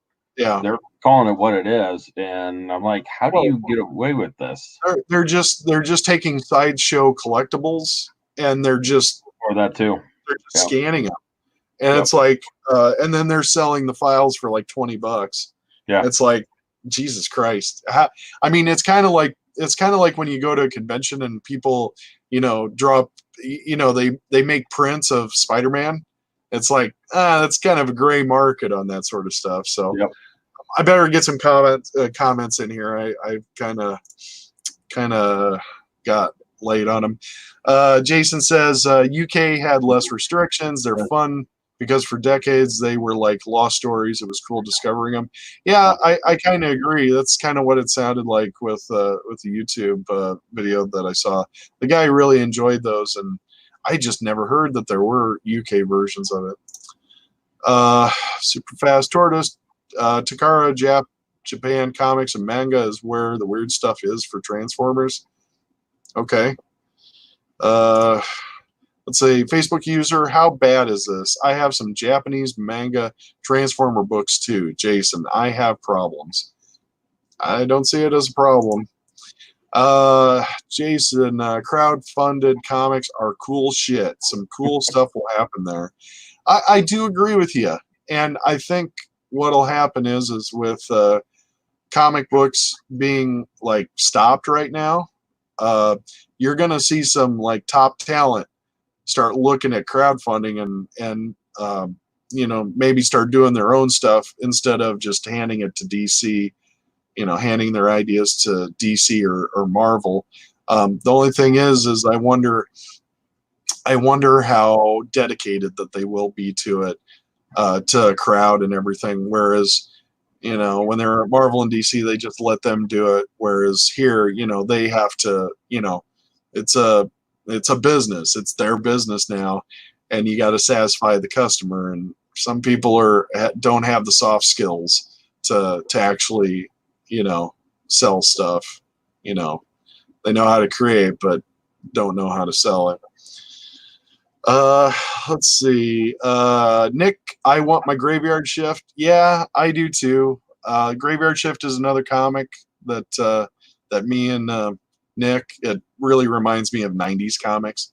But what do you do when all the printers are offline right now? So, but I don't doubt I don't doubt he's going to provide. He's going to send the comic.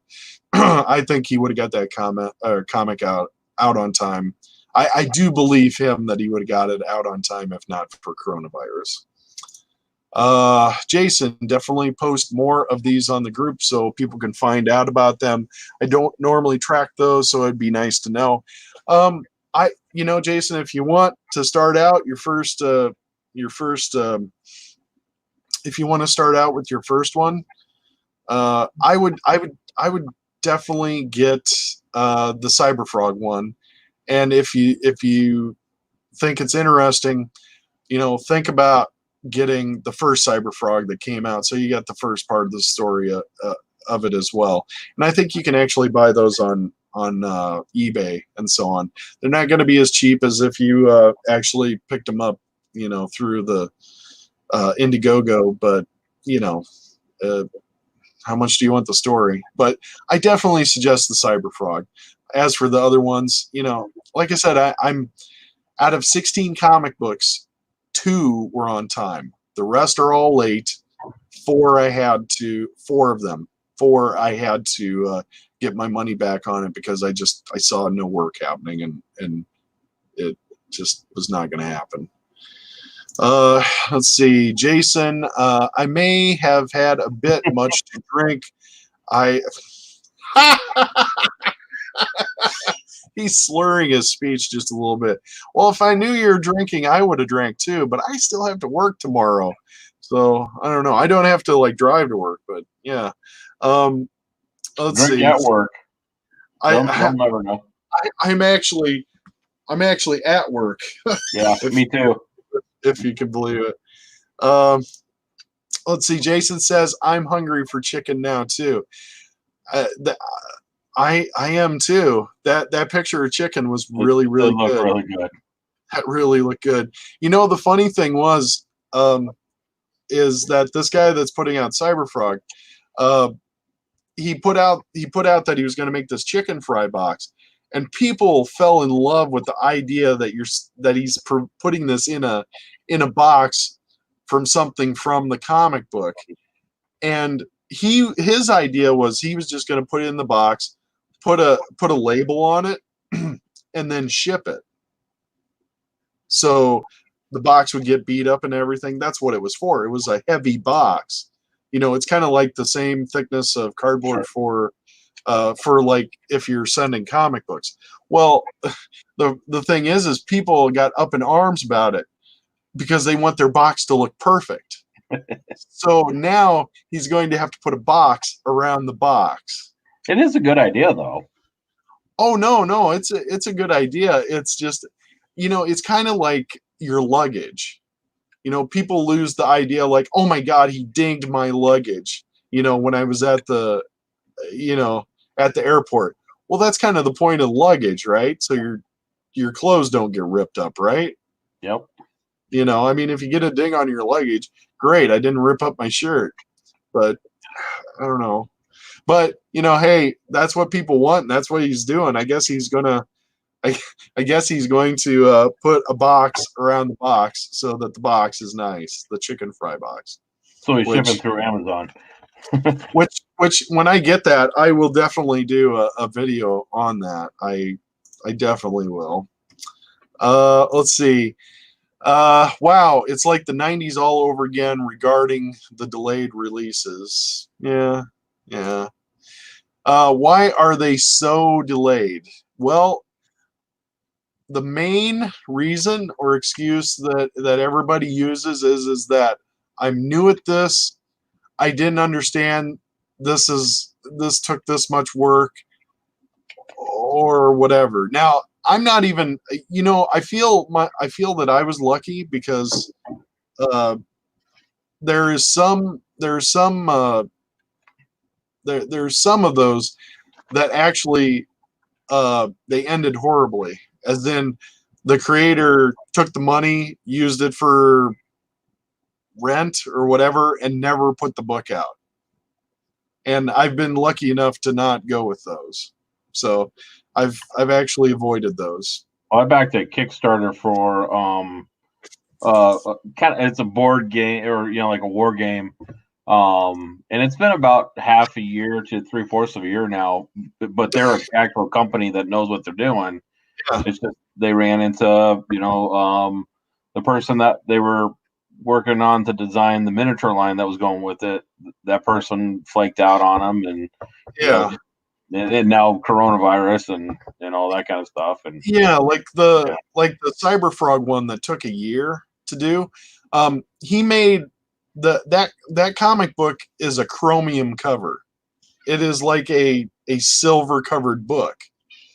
And one of the things that he promised this to people, and people are like, "Oh my god, I can't." It's like colored chrome, which was Okay. like, it's like really cool.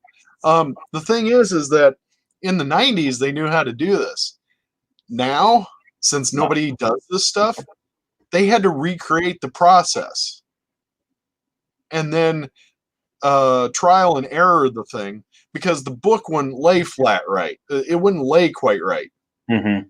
So then they actually had to put like cardboard pieces in it to make it lay right. So, some projects I can understand, if they keep us updated and it makes sense and it's like he's trying to recreate technology, I get that. But if a person is going 6 months and they're just like, "Oh, I don't know if I can get it done," no, give me my money back. This, And that's been the nice thing about the Kickstarters I've backed. None of them have been comic books, but they've all been very good about sending out updates for where they're at, what's going on. Like every 2 weeks, I'm getting an update. Yeah. But there's comic books out there that have 3 to 4 years worth of comments, updates. Yeah, and it never comes out, and you just have to assume they spent the money and they can't even put the book out. That's what happens sometimes. So you're not guaranteed a book. I mean, none of these, you're not guaranteed the product. I mean, that's a sad part of it. So I've just been lucky. Out of the 16 that I haven't lost money yet. Doesn't mean I won't. And I just deal with that, But I get some cool books. So, what do you do? Let me get some more comments here. Let's see. Did the books you canceled ever get released? Of the 4 books, I know one book was released, but the quality on it was so shitty that I didn't even care. And the 3 other books, no, they have not been released to date. So take that as what you want. Of the 4 books, 1 was released, but was meh. And the other 3 still not released. So I don't know. And one of those is like a decent artist, so he's really going to destroy his credit with anybody. So, well, I mean, you're not going to get people buying your second book. No. Yeah. Yeah, one of those books, there is a rumor that he'll put those books out in stores before the Indiegogo people get their books. Oh, that's a way to piss off your people. That is the death of you ever crowdfunding anything ever again. Yep. And I don't know why they do it. I mean, and it's not uncommon. I don't get it. I just probably because they ran out of money and they need to get something out, and that's an easy way to get the monny. No. What are your Kickstarter people going to do that you've already got the money from them? Yeah, but I mean, there's some that even they don't put anything out, so it's like, what do you do? I guess you just be happy you got your money back at least, and throw it into the next one. David D. Gordon, what a ripoff of Robotoad. Actually, Robotoad is a ripoff of Cyberfrog. That Delarose guy hates Ethan Van Sciver, so that was kind of what that is. Let's see. Jason, we should all get together and do a comic book about crowdfunding a comic. with monsters and magic, of course. I think there's been ideas like that put out there, but they never happen. So, and I don't think of myself as a whatever, as a comic. I like to read them. I don't want to make them. Jeez, I don't think very much myself. Let's see, Jason. You guys have soothing voices. Oh, thanks. Really? He's still drinking, isn't he? You're still drinking. What are you drinking? Do you have? Is this Cedar Rapids comic book AMSR? Is it? Yeah, there. Do you like the sound of my voice? Let me flip some pages. Flip, flip, flip. Okay, all right. Enough of that. Enough of that. I don't want to get Jason just excited or anything. You forget what kind of a stream he's on. Man, that Spawn figure always shows new backers every time I log in. Yeah, because it's pretty damn cool is what it is. We'll talk about that in a second. I got a lot of comments here. I need to get them. You guys are really like active today, which is really cool. Let's see, Jason. I'm pretty happy with the Mortal Kombat Spawn. I don't think I'll get this. Yeah, I don't have any of my Spawn toys back from what, the 90s. So, I think I'll get this one. Jason, can we talk about Star Wars Black Series Snowspeeder? Lol, sorry, not a comic topic. I don't know. Let's see it. Star Wars Black Series Snowspeeder? Is that a big thing? I don't know. I didn't know they made one. Snowspeeder. Okay. That's pretty nice. That sounds cool. Let's see. Yeah, box around the box, but then you need a box around that box. It's a vicious cycle for the perfectionist. See, that's what I was thinking too. I mean, what if he shows the box that's going to go around the chicken fry box, and then people like that box? And they're like, well, you're just going to have to put another box. So it's like a Russian nesting dolls of comic book boxes. So, yeah, I could see that. Let's see. In 2018, I drove to Chicago to C2E2, cut west on Interstate 80 to Des Moines, hit a lot of comic shops en route, did videos on the trip, never turned north to Cedar Rapids, though. Mm-hmm.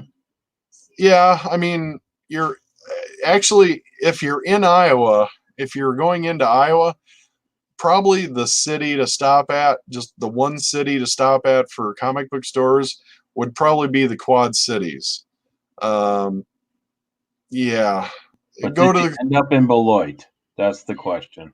Oh, Jesus Christ. Yeah. We came back from Star Wars Celebration last year. Was that last year? Yeah, that was last year. Jesus Christ. Yeah. Time just was weird right now. Wait, no, that was this year, wasn't it? No, it was last year. No, it was last year. Yeah, because it would have been this time. Fast, yeah, it's a year. I don't know. The weeks right now, I have no sense of time right now. But yeah, Splash Page Comics, the Quad Cities, if you're coming in on 80 there, that would have been the place to go. Des Moines, Cedar Rapids, I mean, we have a tiny little shop, but the place to go would have been Quad Cities. I don't know how many comic shops are left these days because of what's going on, but they have about 8 different shops in the Quad Cities area.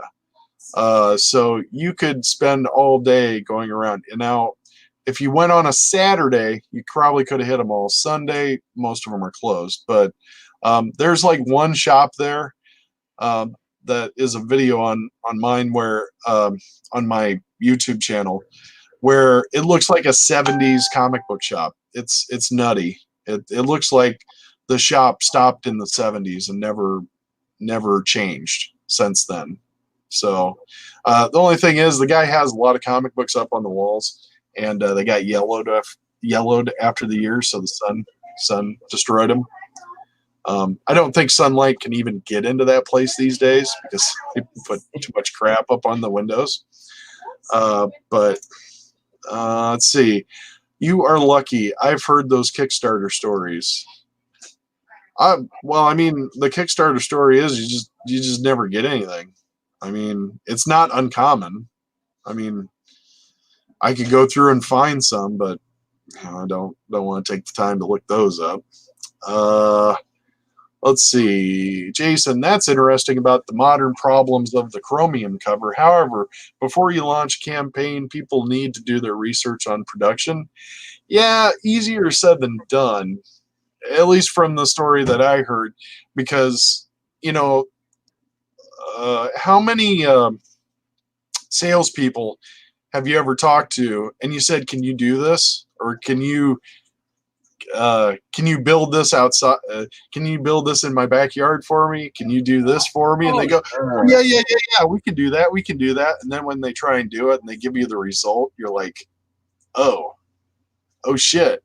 Oh, we're going to have to rethink this. So yeah, salespeople and people at these print shops, I think they can promise a lot of stuff. And then when it comes to actually delivering, I do have to give them credit for, trial and erroring the thing and figuring it out. So, but that's just my idea. I mean, you would like them to be able to do that, but I mean, some of this is kind of on the fly. 3 to 4 years of updates. My God. I don't know. Do you even count the ones that you just have written off, that are 5-6 years? I mean, 3 to 4 years. Yeah. See, 3 to 4 years of updates mean they were dedicated enough to give you an update every month, but not dedicated enough to put a goddamn comic book out. You could probably learn how to draw in 3 to 5 years. I could draw my own comic book and figure that out on my own time. All right. Let's see. Jason, you made a good point. Just some doing it almost as a desperate scam to get money. I think if people are smart, like Kevin, I think he likes me, or he's been drinking. I'm not sure. Think if people are smart, like Kevin, just wanted to say that again, you can notice the red flags. Oh no!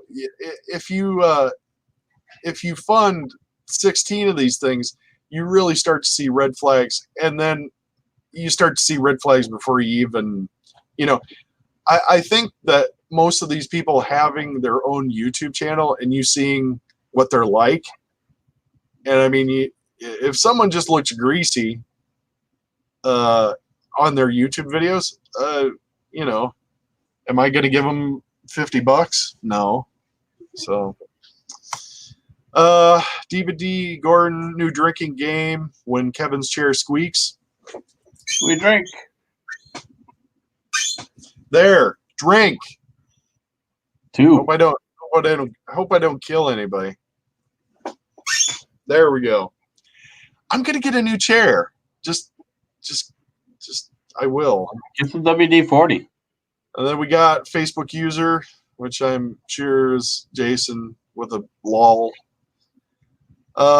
Let's see. We got this is the most fun I've had on a Thursday for a month, Jason. Well, hey Jason, if this coronavirus thing gets sorted out, come to one of our Thursday meetings at the Cedar Rapids Library and have some fun with the other people that are around. So, yeah, and I mean, I don't have any idea what's going to go on with that. I mean, we've been doing those for the last 2-3 years, but who knows? I do like this. This is pretty cool. I just wish some of the other guys who normally show up to these would show up to the streams as well. That would be kind of cool. Yeah, where are they at? I don't know. Some I don't hear about. I still hear from Tom. Tom's just busy delivering mail. Yeah. Matt, I haven't heard anything about Matt lately. Nothing shows up. I mean, I don't know. This is a really weird time. Everybody's just kind of in survival mode, So, let's see the next one. I'll come. Jason says I'll come. I'll bring all of my Star comics for people to drool over. All right. Nice. I'm going to hold you to that whenever that is. But I'm glad you could make it. If you ever wanted to pop in on one of these things, if the next month we're still doing the same thing, you want to be a co-host, let me know. I'll make you a co-host. So that's the end of those comments. Let me take a look. Oh, geez. One more comment, and I'll just leave that up there because I like it. Because Nick loves me. Thank you. And it's a great picture. To That, go with that. you know, that. What is that guy's name again? I can't remember that from whatever anime that is.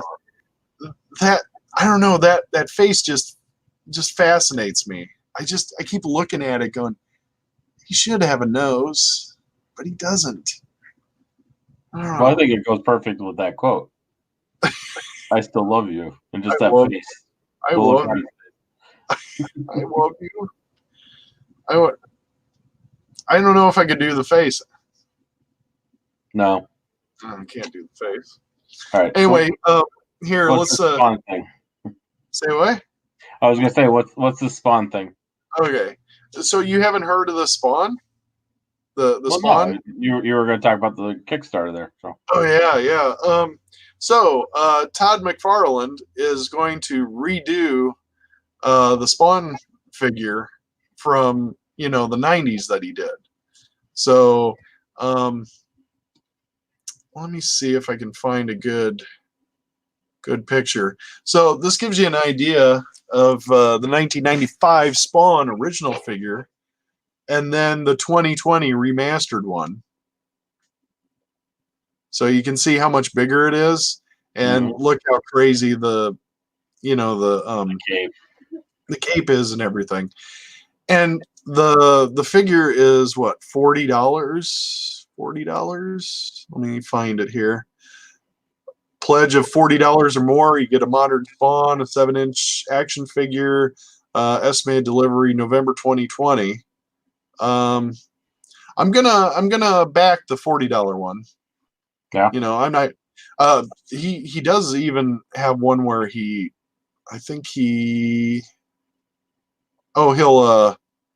give a bonus weapon, you get a comic, and then you get an autograph plate. Which, how much is that one? Let's see. Yeah, $80 will get you an autographed modern Spawn. And I will tell you, an autograph of Todd McFarlane for $40, if you consider $40 for the statue and $40 for the autograph, that's a deal. Yeah. Todd McFarlane is extremely hard to get an autograph from. No. Will it be stamps though, or is he actually gonna sign it?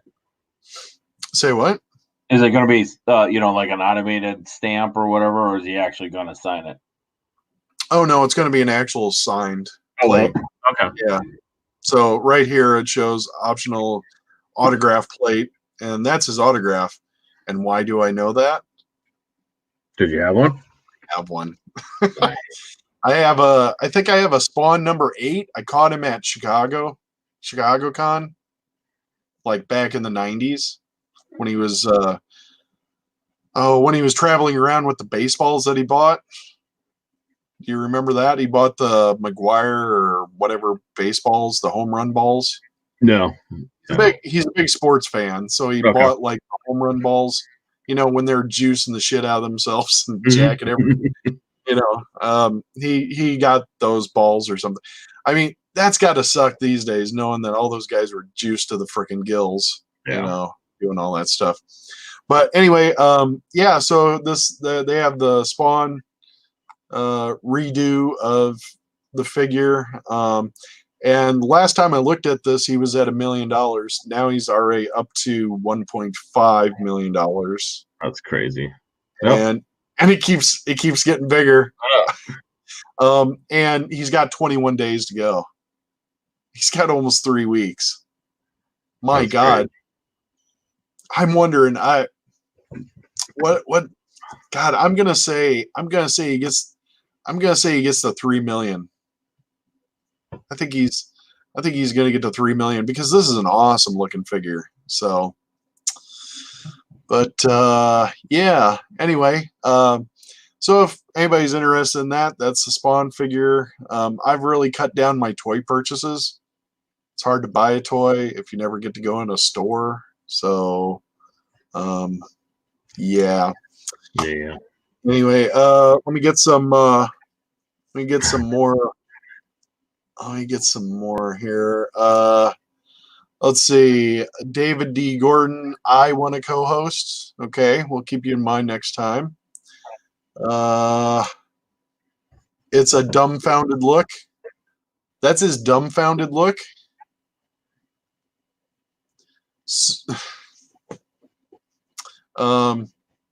So what's his happy look? What's his angry look?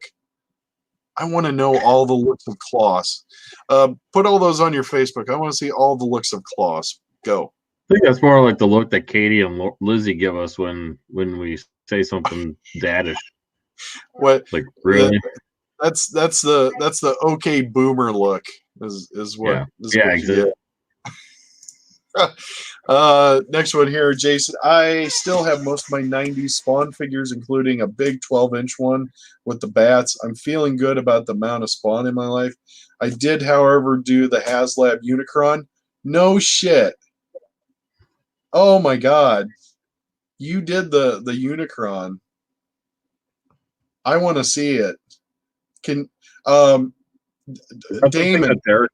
or Damon talks about? Damon, I told Damon to get it because it's an investment at the very least, and it's just cool as shit for the rest, you know. So Damon was supposed to bring that in when he got it. The only thing I wonder is like, is it delicate? Like, you know, if you're gonna throw down $500 for something, and you know how tight some of those transformers can get, and then you snap. Oh god, man, I would cry.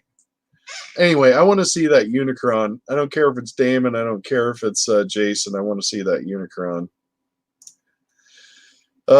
Let's see. Splash Page Comics says, was that shop JCD and Hobby or Daydream Comics? Daydream Comics would be Iowa City, if you went to Daydreams. And the other shop, JCD and Hobby, that would be the multiple locations that they have in Des Moines. I think they have 3 locations. Yeah, they have 3 locations in Des Moines. One location does not have new comics. And that was before coronavirus. They didn't even cover new comics there. Mostly toys. It was in Merle Mall, I believe, when I saw that. But yeah, Daydream Comics. Another thing, that guy has a whole basement filled with comics too, and he wouldn't let me go down there. Anyway, that's oh geez, more comments. Better get through these. Jason, I remember his ball. The baseball. Oh, okay. I was like, are we talking about wrinkly sacks again? No, I mean, throwback to all right. McFarlane's balls. I've got big balls. Ryan's got big balls, but okay, let's get that out of here. Jason, that Spawn figure is nice. Yes, it is nice. It's much bigger, a lot more cape. I'm totally $40. How much was a regular Spawn figure? It wasn't a hell of a lot more. Never got into Spawn. They were what, $20, $30 when they first came out? I don't know if they actually increased in value or anything. Jason says, yep, I did Unicron. Oh, I did Unicron's mother, but you know. Oh. Sorry. Sorry, up there. How big is How big? I don't know. You tell me, Ryan. How big is Unicron? Sorry. That was a cheap one. I don't know. I was just looking at it. I was like, that thing is huge, but it doesn't say how big it is on there. On the Do site. you have a person like is there a person near it to give you any scale or anything? No, they have figures but they look like miniature figures that they made to go with it. So yeah. Let me finish this. Splash Page Comics says also hit Mayhem collectibles. Yeah, Mayhem was nice. Mayhem's pretty cool. They were probably at C2E2 when you went to that. They hit a lot of the smaller conventions and the larger conventions too. So probably saw them. Oh, there it is. They sell a lot of pop figures. Lots of pop figures. If you're looking for figures, they're a good play. Yeah. I did find it. Oh, you did find it? Do you want to share it? It's 27 inches tall and has more than 50 points of articulation. And then when it turns into the planet mode, it'll be 30 inches in diameter. Let me pull up HasLab here. Sure. Got me interested. That's pretty sweet.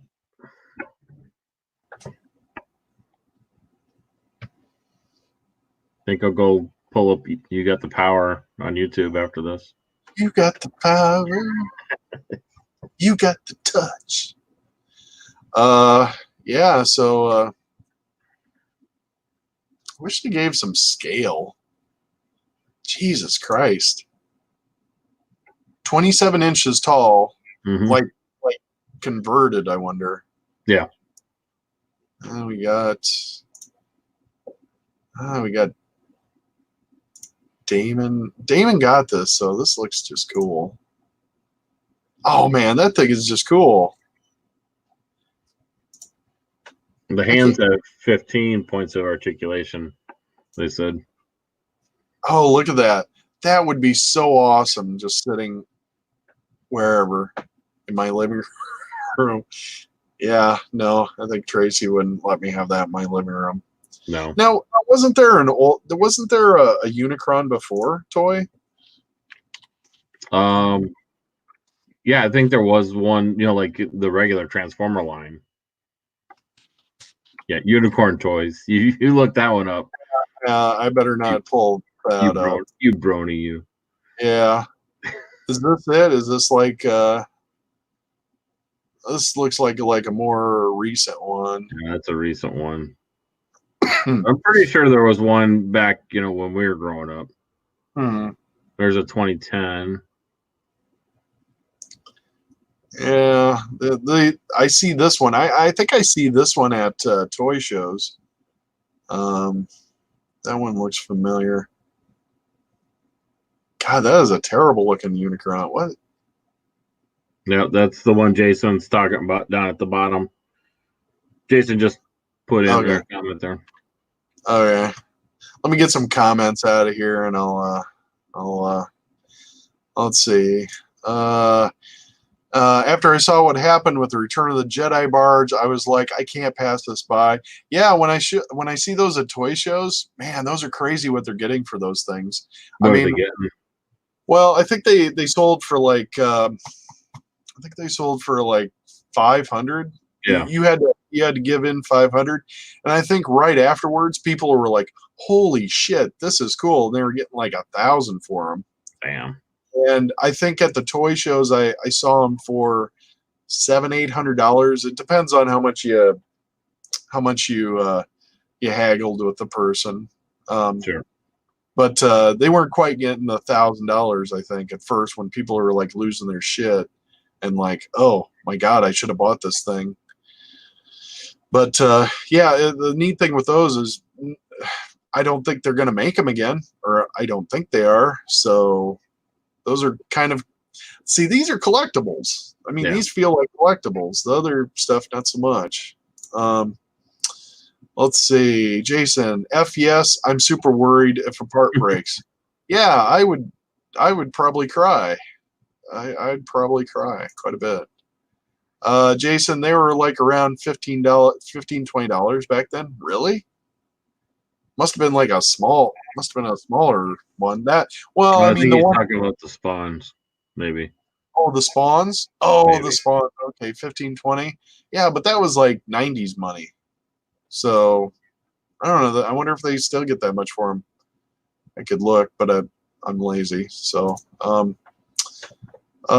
think the 12-inch Spawn figures were $30 back in the 90s. Yeah, that sounds about right. I think that's what they were. So $40 for that doesn't, like, $40 doesn't surprise me for that. I mean, it looks pretty cool. Yeah, because that'd be comparable to $15-20 back then. Yeah. Yep. Splash Page Comics, also Hitman Collectibles, did a video call on all three, just haven't released them. Did interviews with them. Really? You did interviews with them?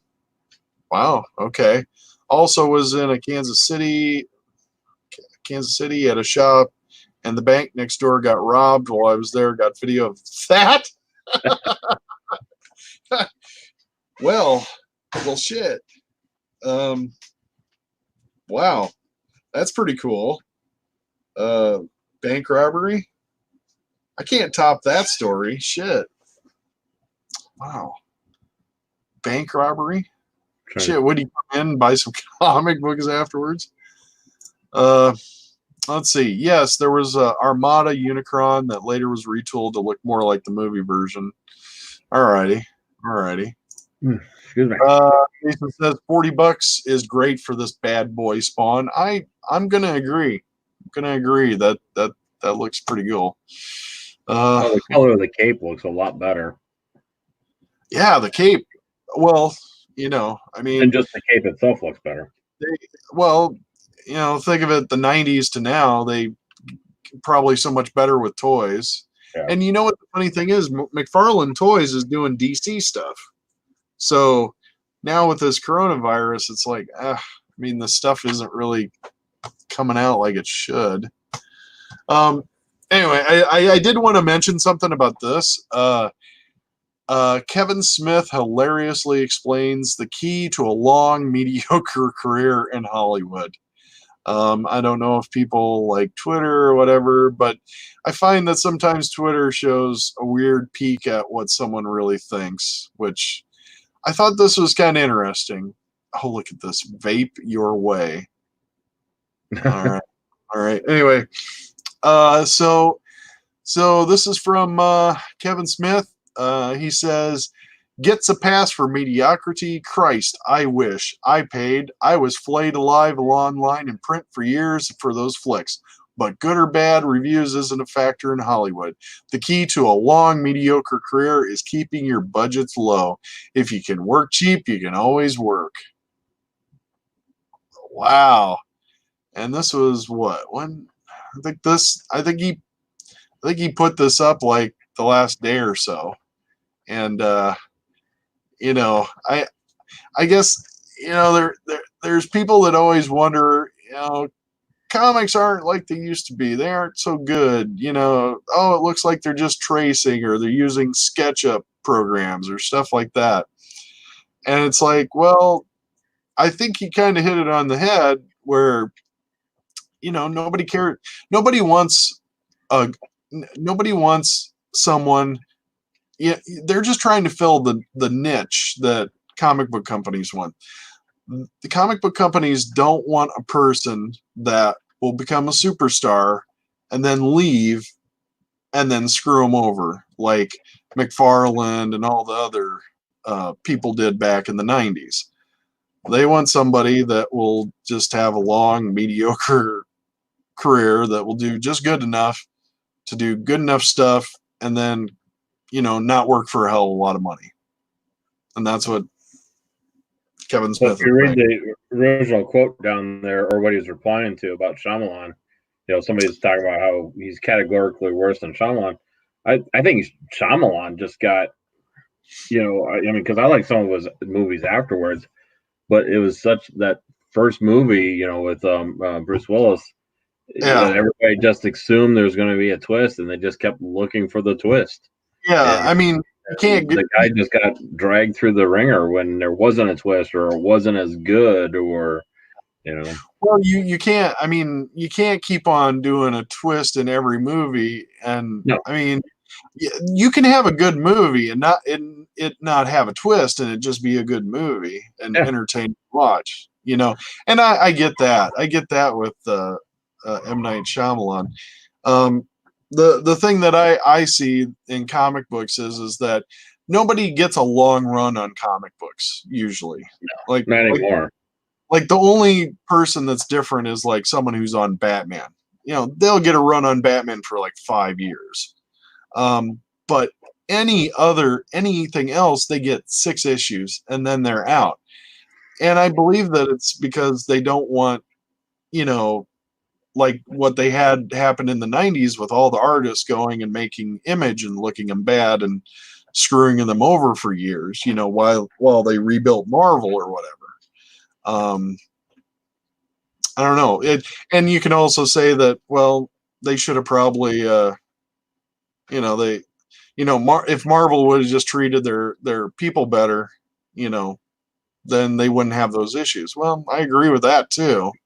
But now we're kind of stuck with this. So, you know, they don't want someone to get too good.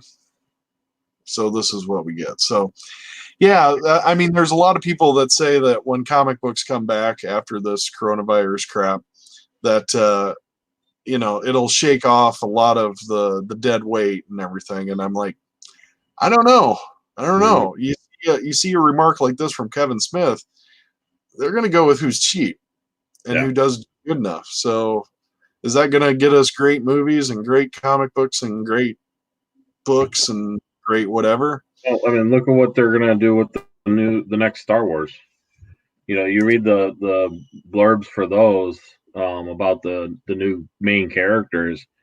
I mean, you got one Jedi who is the best of everything and has no faults and this and that, and you're like, well, that's boring. You know, you don't want a character that's perfect, and again, Disney's going to miss the mark on it. They're just, you know, you want characters that have some drama to them and stuff. So, they're gonna miss the mark again. All right, I got some more comments here. I got to get to. Someone's been getting quite a few comments in here.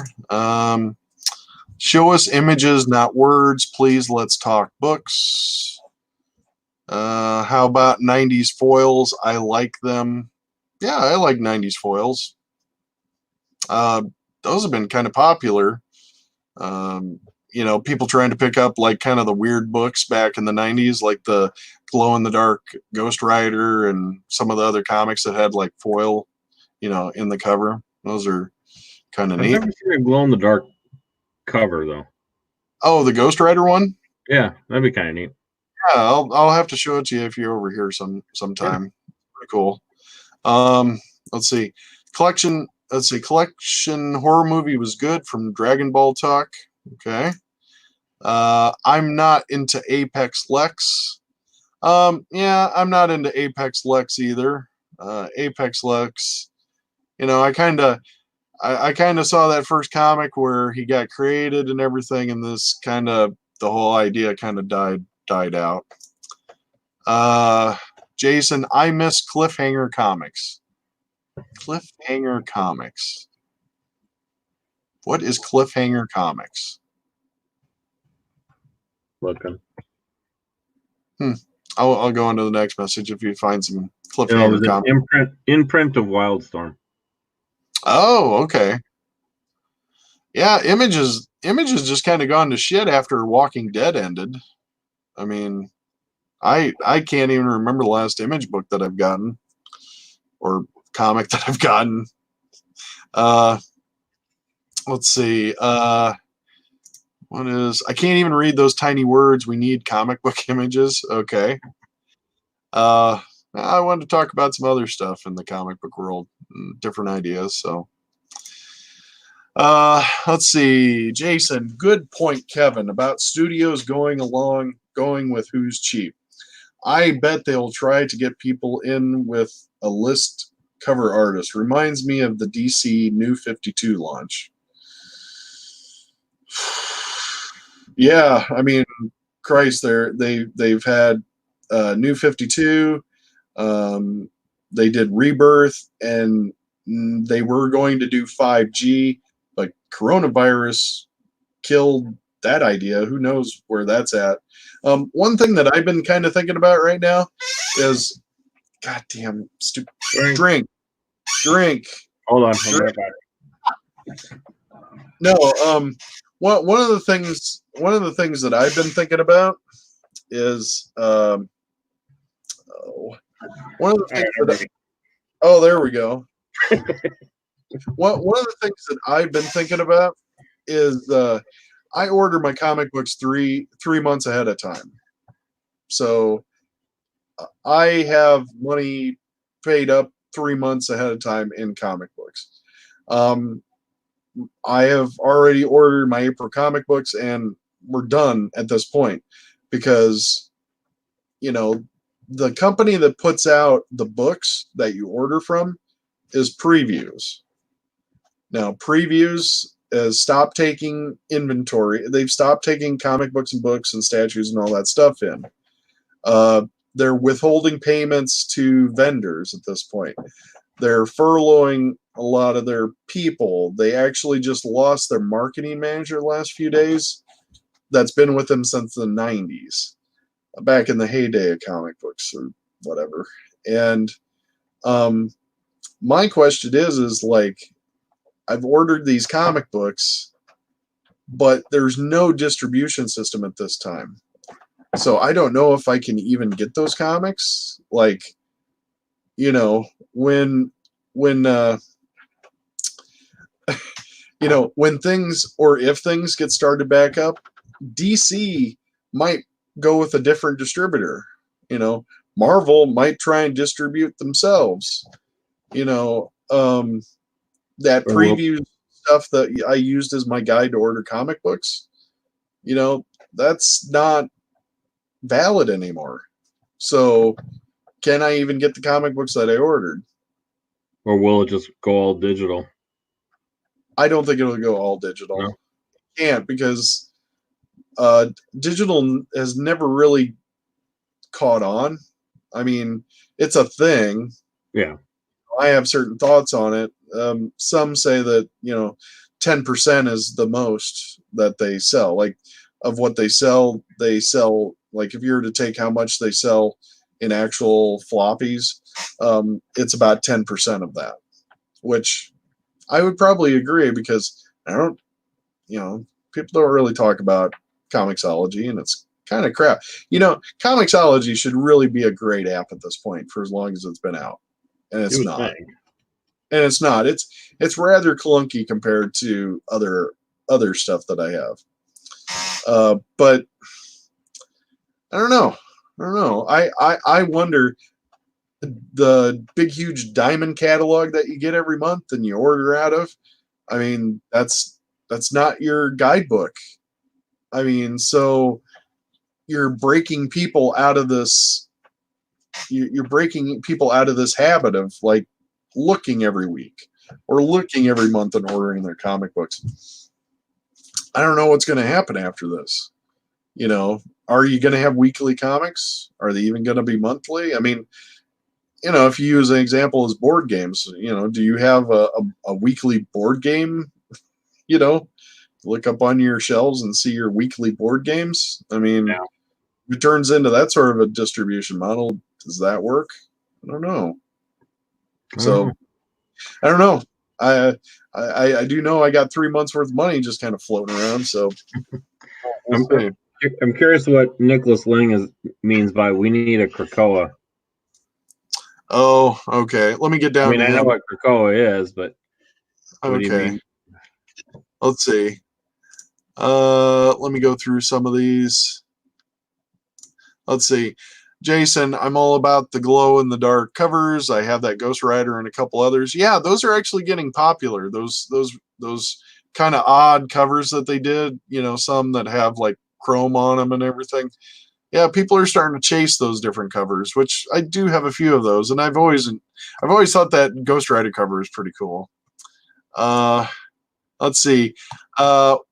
Jason says Wildstorm bought Cliffhanger. It was a bunch of creators, including J. Scott Campbell. There you go, Danger Girl. There you go. Well, you can always, Scott Campbell's still around. You can still get his stuff. Yep. Except he's still drawing the same female over and over, but just different costumes. Just a different dress up, like cosplay. I think that's all. The only reason why he does it is for the cosplayers. I've there is serious J. Scott Campbell customers, like fans. They love everything. They'll collect everything. He makes good money with what he does, and that's what you like. That's what you like. Great. Then Nick says we need a Krakoa, so we need our own island that we live on, but we're not mutants. How do we get on the island? Okay, all right. Just a thought. Just a thought. Yeah. Well, maybe you can answer me, Klaus. Jason, I don't want to enjoy a comic on a digital screen. I agree with you. I like floppies. I mean, I guess I could read paper book. It's the same with like books. I mean, do you want a book or do you want to read it on a tablet? I'm not saying one's better than the other, but for my personal preference, I just like floppies. Some even right now are talking about just throwing stuff into trades, like all the stuff that built up. I don't know if that'll work either, because I think people that like individuals. The series collectors want individuals, don't you? Yeah, people like me would take a trade, but yeah, I mean, if I'm catching up and I just want the story, yeah, sure, I'll do a trade. But the floppies are kind of, I want my Batman floppy comic. I mean, or my Spider-Man floppy. That's two of my big ones that I get still. Let's see. If y'all are going to be on well, send me a link and I'll talk with you. I would say yes, but man, we've been on 2 hours, 41 minutes. I think I'm going to close it up after this Kevin Smith, and I'll probably finish these last comments here. I don't know. What time is it? Holy shit. 10:42. Yeah, I think I'm going to round it up. But I'll send me a message through Facebook or wherever or however. Oh, no, that's you. I believe I'm getting that from YouTube. Put a message on one of my things on my channel, and I'll try and catch it from that. Put it on a video or put it on this video, and I'll look you up. I'll look you up next month. This is the comic book club that we do for every month. Normally we do it at a Cedar Rapids library, but not now with coronavirus, with everything closed. But anyway, yeah, that's an idea. I'll get that out next time. Jason, I want a real book. I want a real boy.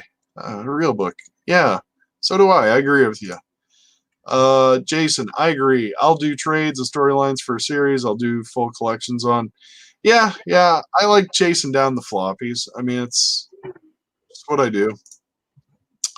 David D. Gordon, comics read great on my tablet. I think comics read fine on tablets if you got a good sized tablet. And my tablets are. I have one tablet that's slow, so it just pisses me off to flip the page. It's got to be at least a 10-inch tablet. Yeah. I think mine's a 9. I think mine's a 9. Yeah, 9 would be okay. I would used to read on my 8-inch Samsung until it died, but that was a pain. And the other one that I have is my laptop, my Chromebook that I use. And I can use that. It used to be really usable because it used to automatically flip itself.